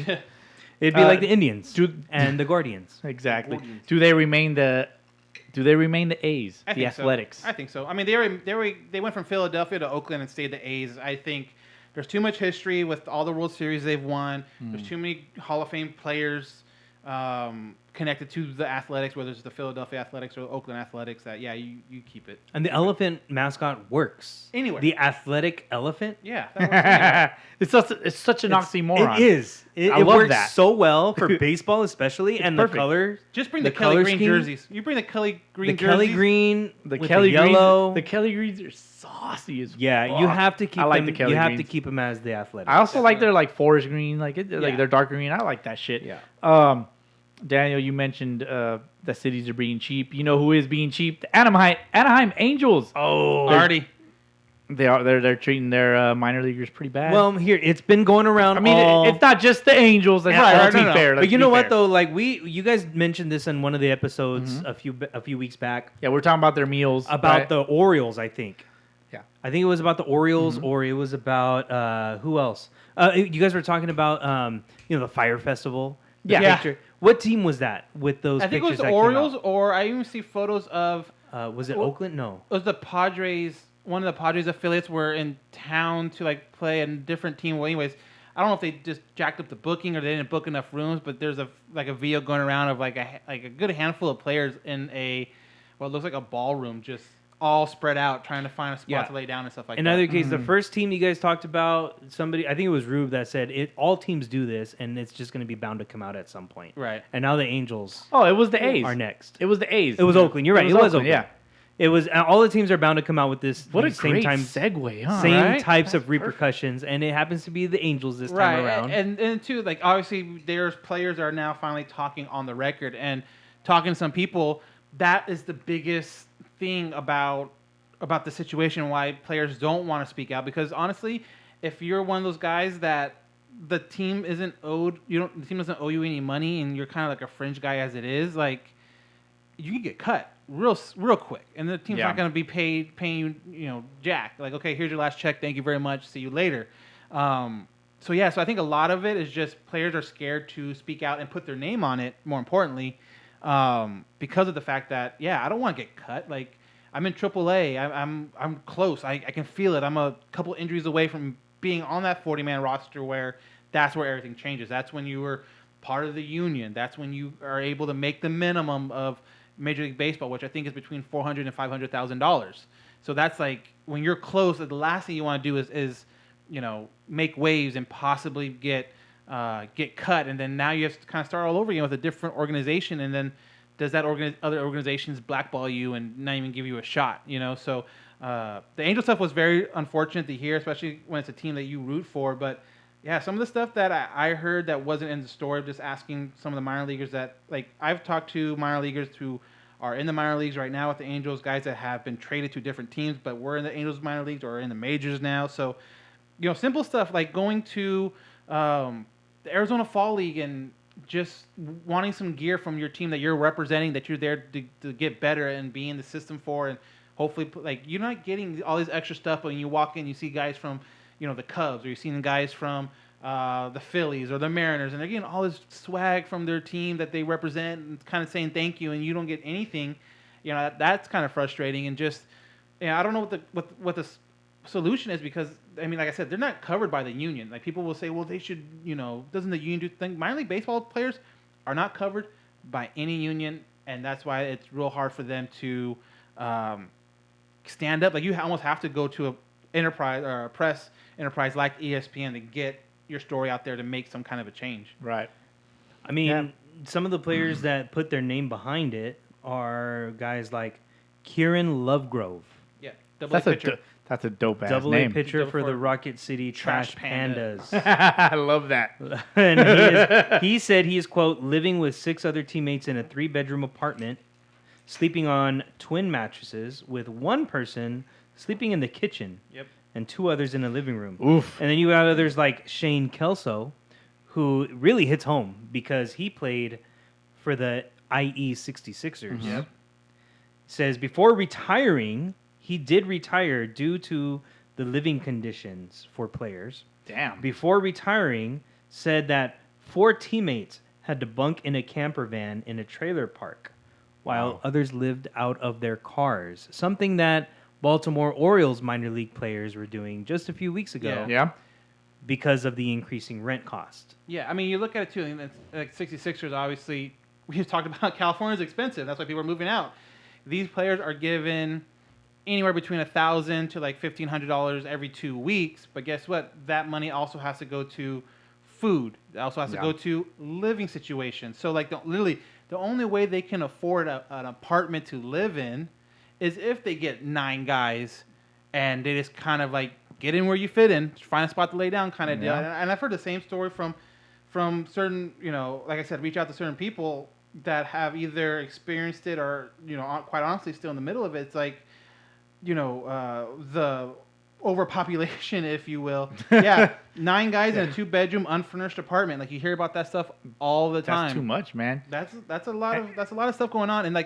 And they even said too, the only time they've gotten like a solid meal post game is when these major leaguers come down to rehab, and then especially the major leaguers that made a couple bucks, take these guys out for dinner or get catered, back to them. But otherwise, if it's just a normal day, a normal Wednesday game, they'll have some food at the end of the game. But it's like one of those things where it's like, if I take too much time signing for fans or taking pictures with fans, I get back in there, there's nothing left. And the fact that it's like they have to choose that, like get fed or hang out with fans and grow the sport that way. And it might be just like In and Out. Right. It might just, which is just a fucking cheeseburger. Right. A quality cheeseburger, I might say, Yeah, but and the same thing. One of the guys I'm talking to is like, I have like $30 receipts from McDonald's for morning. Because like... $30 receipt? Yeah, I got $30 receipt from McDonald's. What the hell did they buy? Probably to make up for last night, and then probably something else to hold them out throughout the day. For later. Yeah, they put it in the microwave, and they got some hot. What really pisses me off though, like the major league clubs they got to take care of their troops, man. They do, yeah. Like they got their recruits in training, basically. And if you look at it from like a high stress military academy or something like that, that's what it is. Like that's all they're training all day. To perform in the future. Like they're working up to that. That's what they do. Like in boot camp, they feed their recruits. Like you sign a guy, that's your recruit. They house them, they feed them. Why can't major league clubs do that? This is the most lucrative sport in the whole world. No, you're right. And and it pisses me off. And it makes me question like shit. Like had I ever gotten drafted, I probably would have hated it. Oh yeah, and that's the thing too. You talk about the draft. A lot of these guys that are coming out of college that are seniors, they don't have leverage for their signing bonus. So obviously, if you get drafted in the first couple rounds, you're pretty set. Like as far as their signing bonus, you're gonna get, especially if you're like 1-1, you're gonna get a good signing bonus that you can live on while you're in the minor leagues. But if you start looking at guys past like the 4th or 5th round, you know, if you're coming out of college, they might just give you, okay, we'll give you $50,000 for a signing bonus. But guess what?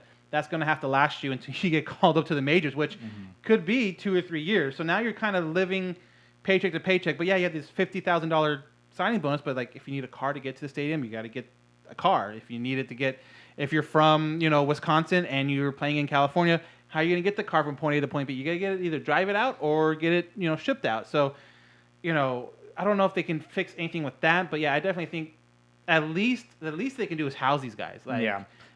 So I was actually talking to my wife about all this shit, and like she had a question about what is essentially the bonus baby.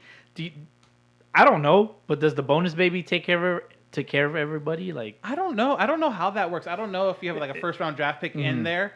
That's something I'd be interested to see. But I know, or are they out for themselves? Like, no, hey, I just want to move up and fuck everybody. I have heard stories like, you know, guy A, he was a second round draft pick, got a pretty good bonus. He would take, you know, us out a little bit here and there. But it's kind of like one of those things where I'm sure you have like friends you're really close to that you wouldn't mind taking care of on the team. Right. But there's probably also a good handful of guys that maybe you don't really know that well. You don't hang out that much. Or maybe they're jerks. Yeah, and so like, do you take care of your like 3 or 4 boys and then kind of make that divide in the locker room? Or keyword is divide. Like, right. How do you do you? To me, it's like you either take care of everybody or you don't. And that's like you're either the good guy or the bad guy. That's like 30 guys.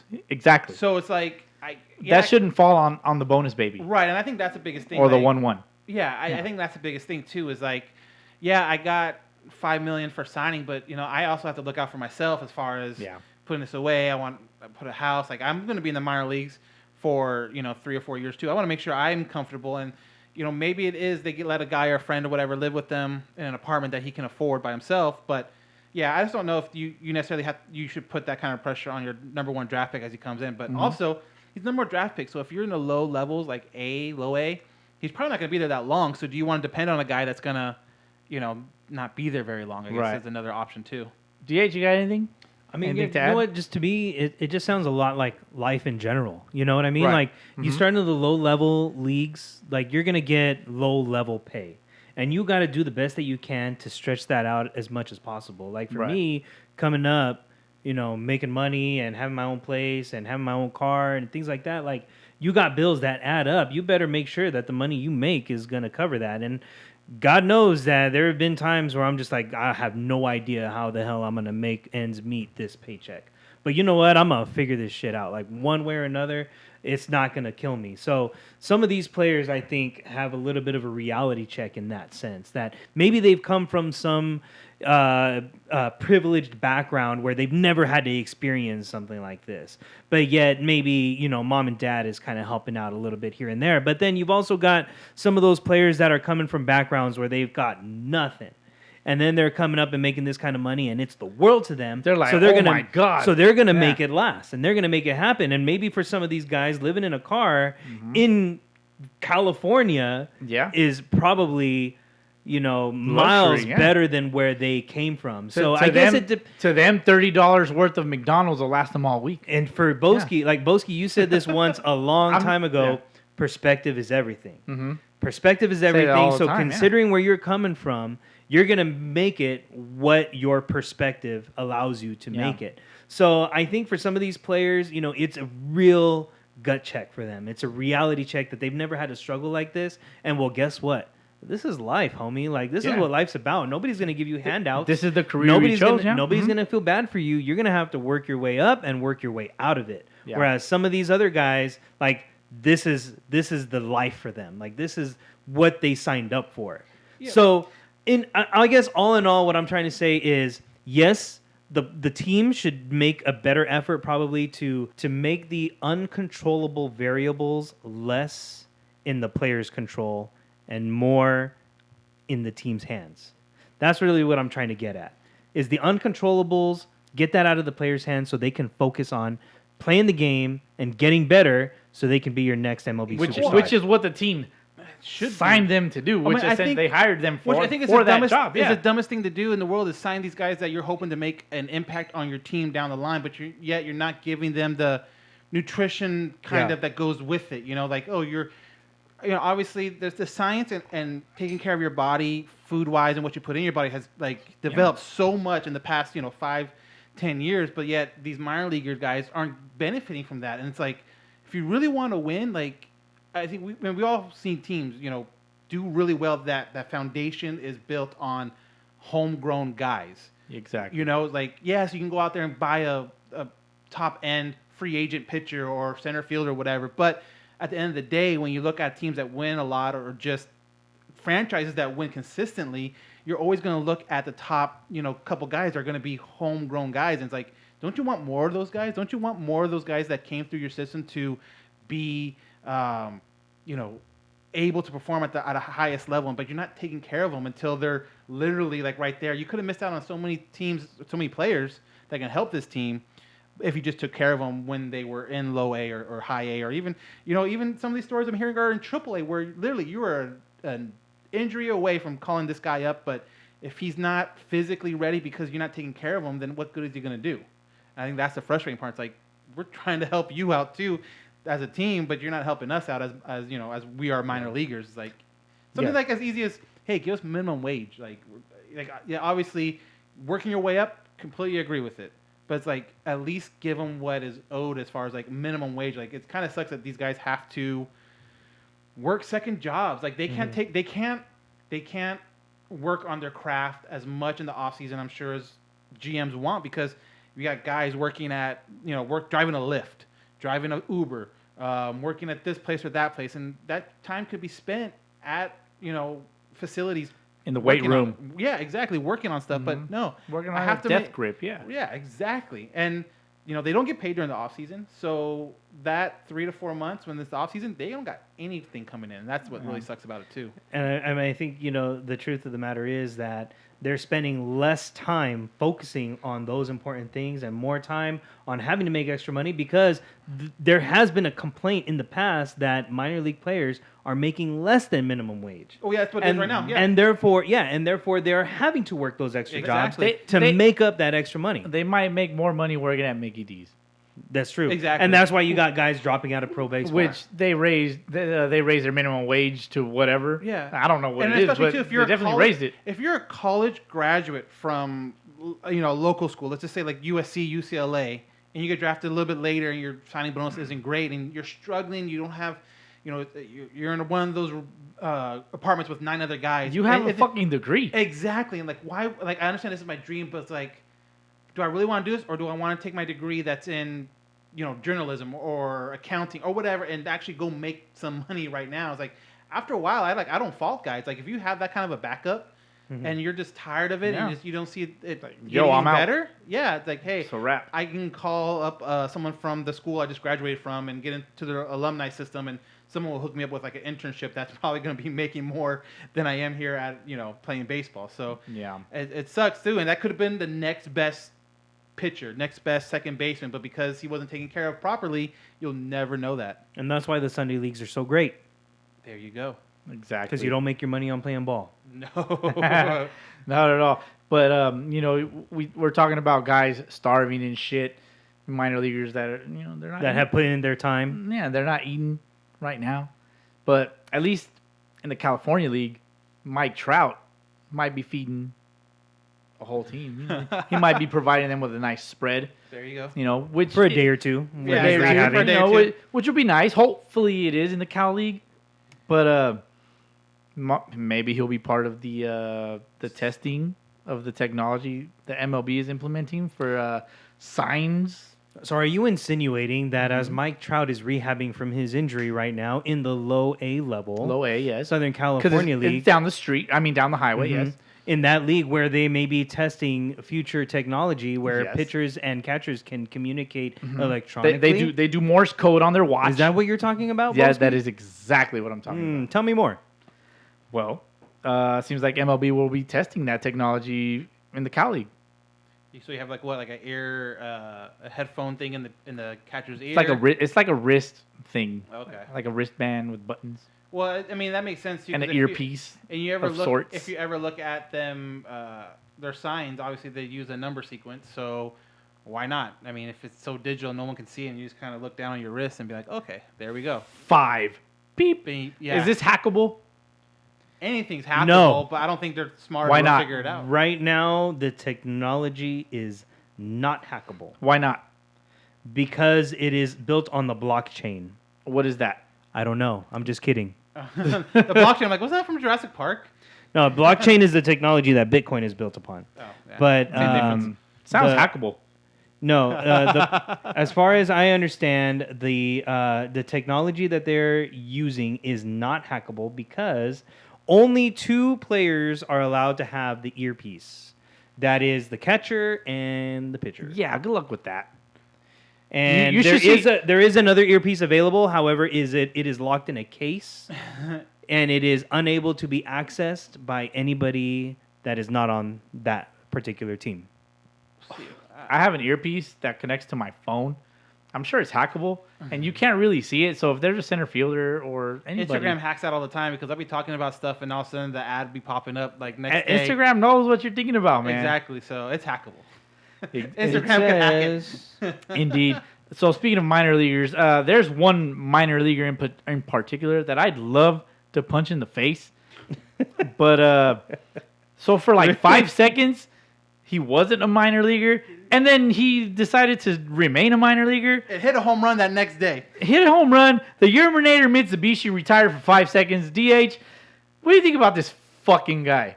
good for him, man. He's standing up for himself. Do Good what for you him. gotta do. I know you're gonna take the positive route. So what do you got? I had a Yermin moment. I stepped away from the pod, but now I'm back. Not 15 seconds, but more like 15 episodes. But sometimes you gotta turn Clear- on the mechanism, Clear the mechanism. clear the mechanism, and it took him a day, and now he's back. Took him more like realistically, it was like 17 It hours. was the So- next morning, yeah. Yeah. So nonetheless, he is back. He's a talented player that has a punchable looking face. However, Very punchable. I wouldn't dare because Yermin has been through a lot. Yermin Mercedes has been through the minor. He spent how many years in the minor leagues? Like 10 years in the 10-ish minor years leagues. or so. Yeah, he's And- been working. And yeah, he started out this year with a bang, 8 for 8, right? Then he sucked. And then, he struggled for a bit, but then he picked it up. And then after that, it was after that home run that he hit, the 3-0 home run that he hit, that really got under Tony La Russa's saggy skin. That is a fact that his skin is saggy. Yes. Yes, it really got under his skin, and that's really what set him off. And after that home run, he's really, really struggled. So would you Offensively.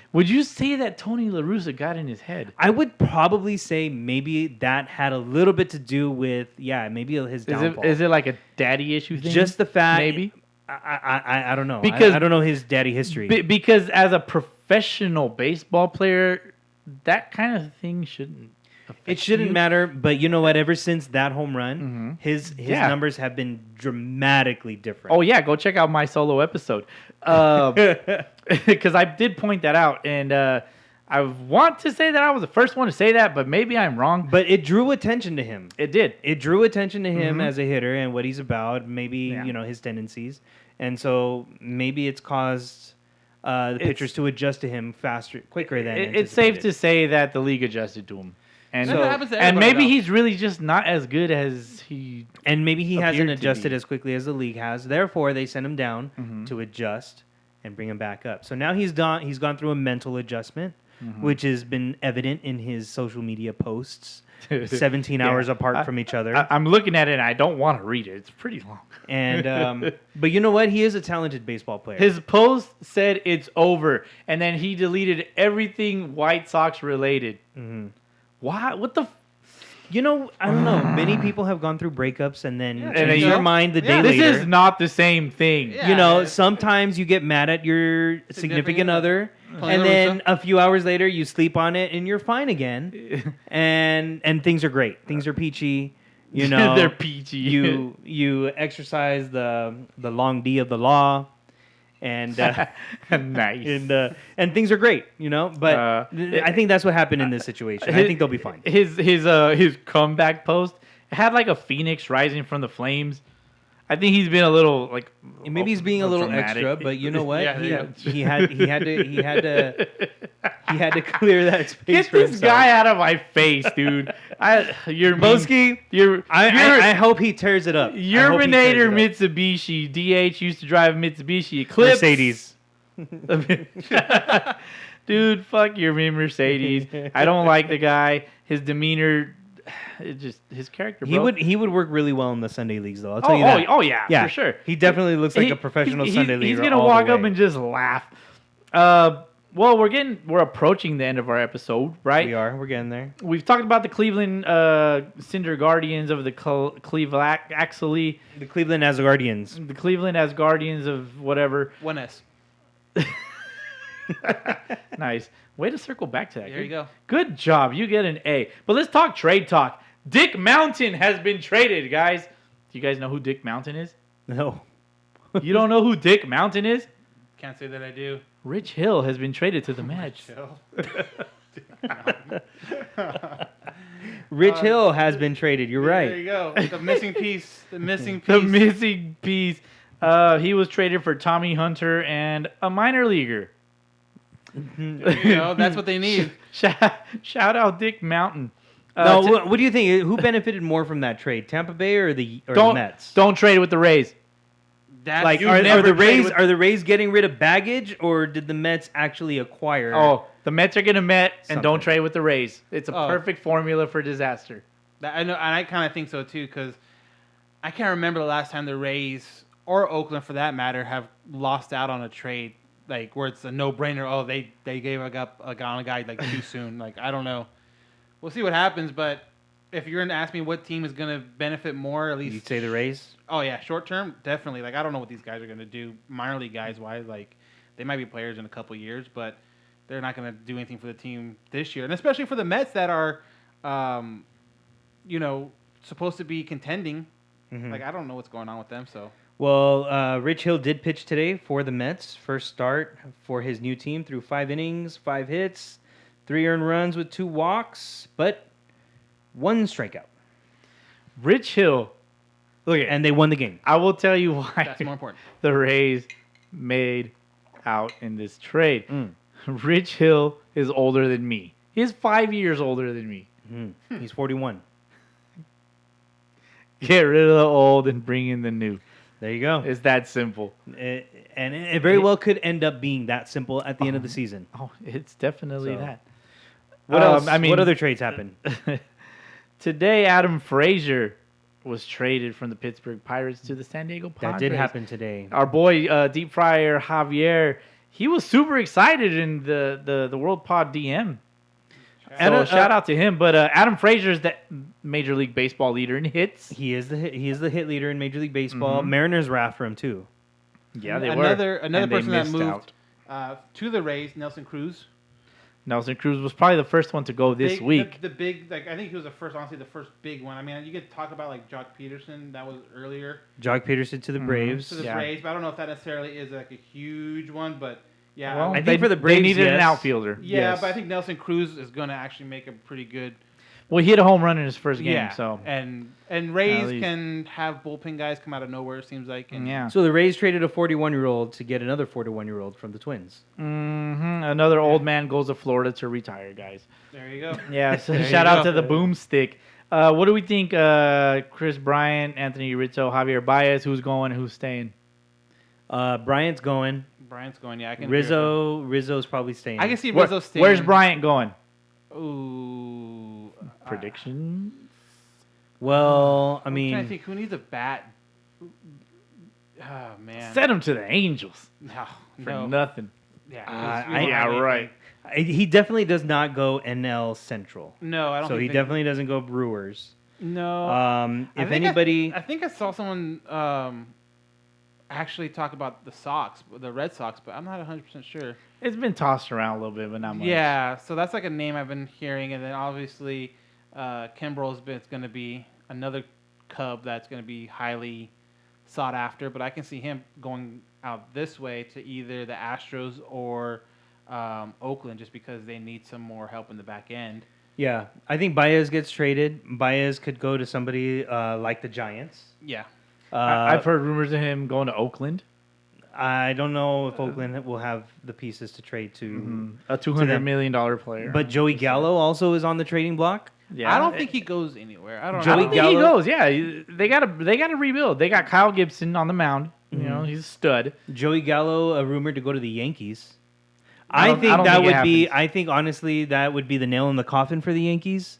Just another power hitting, strikeout Guy. prone guy to put in that lineup. Wait, isn't Gallo a lefty also? And Yeah. Isn't that the issue with the Yankees? They're so left-handed. No, they're right-handed Oh, is it heavy. right-handed? They got the. They Well, got they're Judge. right hand heavy. Yeah, They that's what got- it is, yeah, right-hand heavy, yeah. and that's the thing that everybody keeps saying about them is They the need Yankees. some The kind Yankees of like lefty. they have a ballpark that's built for lefties, and they have a bunch of righties. Yeah, Yeah. you got why? LeMahieu, you got Stanton, you got Judge, you got Gary Sanchez, Yep. and your only real lefties you got Gardner and Odor. Gardner. Odor. So- Can you imagine Odor hit a fucking drink today, by the way. Yeah, but Gallo would be a nice piece as a lefty. However, he's just another clunky strikeout swinging type of home run hitter guy that does. I don't think he'll do anything for them.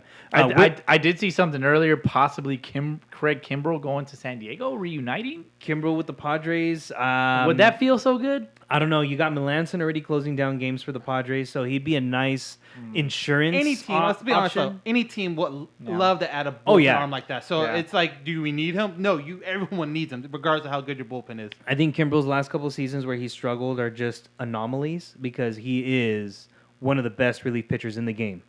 Yeah, and he kind of reincarnated because for maybe like a season and a half, he was just like atrocious. Yeah, it was bad. I don't know what it could have been, but he's to me like he's got the stuff to be shut down. Oh yeah, he definitely got it back. for more years, many more years besides this year. Yeah, how Kimbrel got his groove back. Anything else on the trade block? Whit Merrifield rumored to go to Seattle. I think that would be an awesome move. Oh, you would love that. I would love the Mariners to get Whit Merrifield. He's a hit guy. Gets He's on a- base. a- He gets a hits. stolen bag he guy. steals. Put him out on Great top of fantasy the guy, lineup. yeah. Right-handed bat for the Mariners' left-handed bats. Plus, it takes some pressure off of Jared Kelenic, not having to hit leadoff. So I would love for the Mariners to get Whit Merrifield. I've always been a fan of Whit Merrifield. But we'll see where he goes. He's a Second great base- fantasy guy. He's one of the Yeah. guys that I always kind of like look for. Like, I hope he's still available, and then I always miss out. Second baseman, outfielder for the Royals. I think if the Mariners give up any minor league talent, they might have to give up their minor league shortstop, Noel V. Marte. But they would hold on to Julio Rodriguez, and they would hold on to at least two of their top three minor league arms, which would be George Kirby, Emerson Hancock, and some other guy. I forgot his name. Hancock. Nice. So, yeah, Whit Merrifield. Anybody else that's out on the Max Scherzer. Max Scherzer, does he's he rumored move? to go just about anywhere. Anywhere Yeah. and everywhere, it seems like. Anywhere. Yeah. Dodgers might go after him. Yeah. I They think actually, the funny part is, too, going into the season, you think Dodgers would have been good on depth, pitching-wise, starting pitching-wise, but between injuries, court cases, And BDSM. yeah, they're struggling a little bit there. if only Christian Gray wasn't pitching for them. Very nice. I mean, trade rumors wise, that's about all I got. Yep. How you guys? Before we close it out, how you guys feel about the all woman broadcast? I think that was great. on the YouTubes. I think that was great. The ladies got a good thing going on. Yeah, Good for them. Let it happen more frequently. that would be nice. So it was on about 5 days ago. It was Sarah Langs. She's with MLB.com, formerly with ESPN. She's a stat nerd. She's a statter. Yeah, Alana Rizzo, former Yep. Dodgers announcer. Knows all about that. Heidi Watney. I don't know. Heidi Watney's on MLB. Oh, okay, she's on It's on MLB. MLB Lauren Network. Gardner know who That's she is? that she's new to me. and Melanie Newman. You know, I'm surprised Jessica Mendoza wasn't part of that crew. You would But think. they're all, it sounds like they're all MLB people, or at Yeah. some point. So, yeah, Yeah, that's because- probably yeah. why, because she's Yeah, not that's under usually- contract. She's ESPN. That's Yeah. usually an MLB stream on YouTube. Yeah, The game exactly, of yeah. the Wednesday or Thursday game of the week. I would like to see this last longer, only because I compare it to. Do you remember when that girl in college football like she was a kicker? Yeah. And like she literally did like the most wackest kick of all time, and then we never heard of it ever again. Right? So like, hopefully this doesn't end up being that. Oh, right. Because as a baseball person and lover of the game, I would hate to see that. Like A one and done because we did it.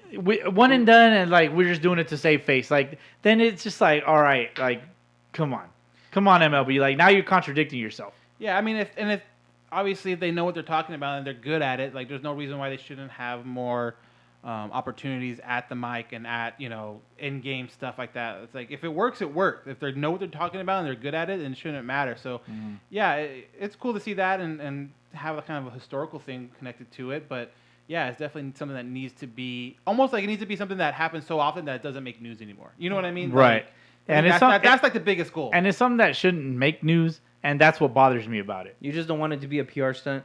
Yeah. And I feel like it might be a PR stunt. And I'll be honest, like I kind of tried to tune into the game. My wife did it with me. We were just kind of like, eh. Yeah, I mean, I'm all about the action on the field, and then when the announcers kick in some knowledge that I didn't really know before, then they did their job. Right, and I'm sure they did that job. And then especially with the Angels too. I mean, they made a change middle of the season with their announcer, their play-by-play guy, and it's like, okay, to me it didn't really matter. Like obviously I'm watching the game. Vasgersian? No, Matty V's still there. Don Sutton is gone. Vasgersian is funny, dude. Yeah, like, so like it's cool. He's funny because like whenever Ohtani like picks his nose, he's like, "Oh my God, he picked his nose. That's a big one. He's definitely digging for gold." It's like this fucking guy. Like, he gets calm hyped down. and he gets like a really high voice. Yeah, and then there was a meme where like same shit, but it was with Fernando Tatis, but it was a meme on Instagram. She was hilarious. Oh, yeah, so who are the announcers for the Red Sox? I know Dennis Eckersley is Dennis on there every Eckersley once is in a while, and gold. he says He's some gold. wicked shit on their broadcast. I sometimes. love the word you used, wicked. Wicked. That is perfect. Wicked hot. Wicked hot. He says some wicked shit. He on says there. some wicked shit, man. Like he'll talk shit, bro, and he don't care with his orange tan. Like he's a savage, bro. Yeah. He's a savage in the booth, huh?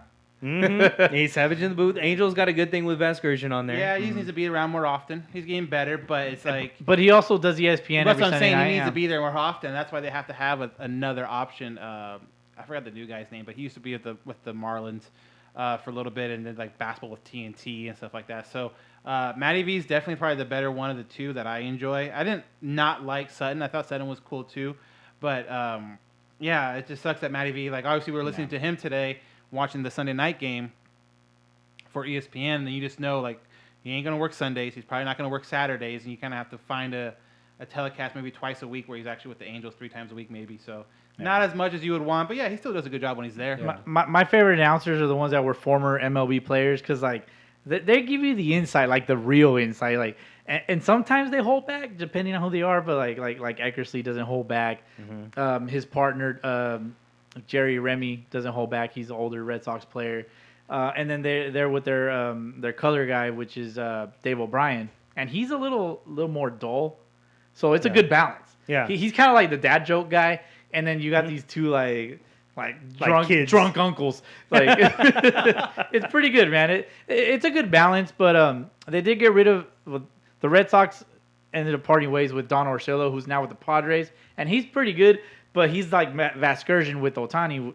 As far as Tatis is concerned, he's like, "Oh my God, it's just a pop up and shit." And so it's interesting. Like announcers, I can only speak for probably the Padres announcers because I do catch their games every now and again, and the Red Sox. So Right.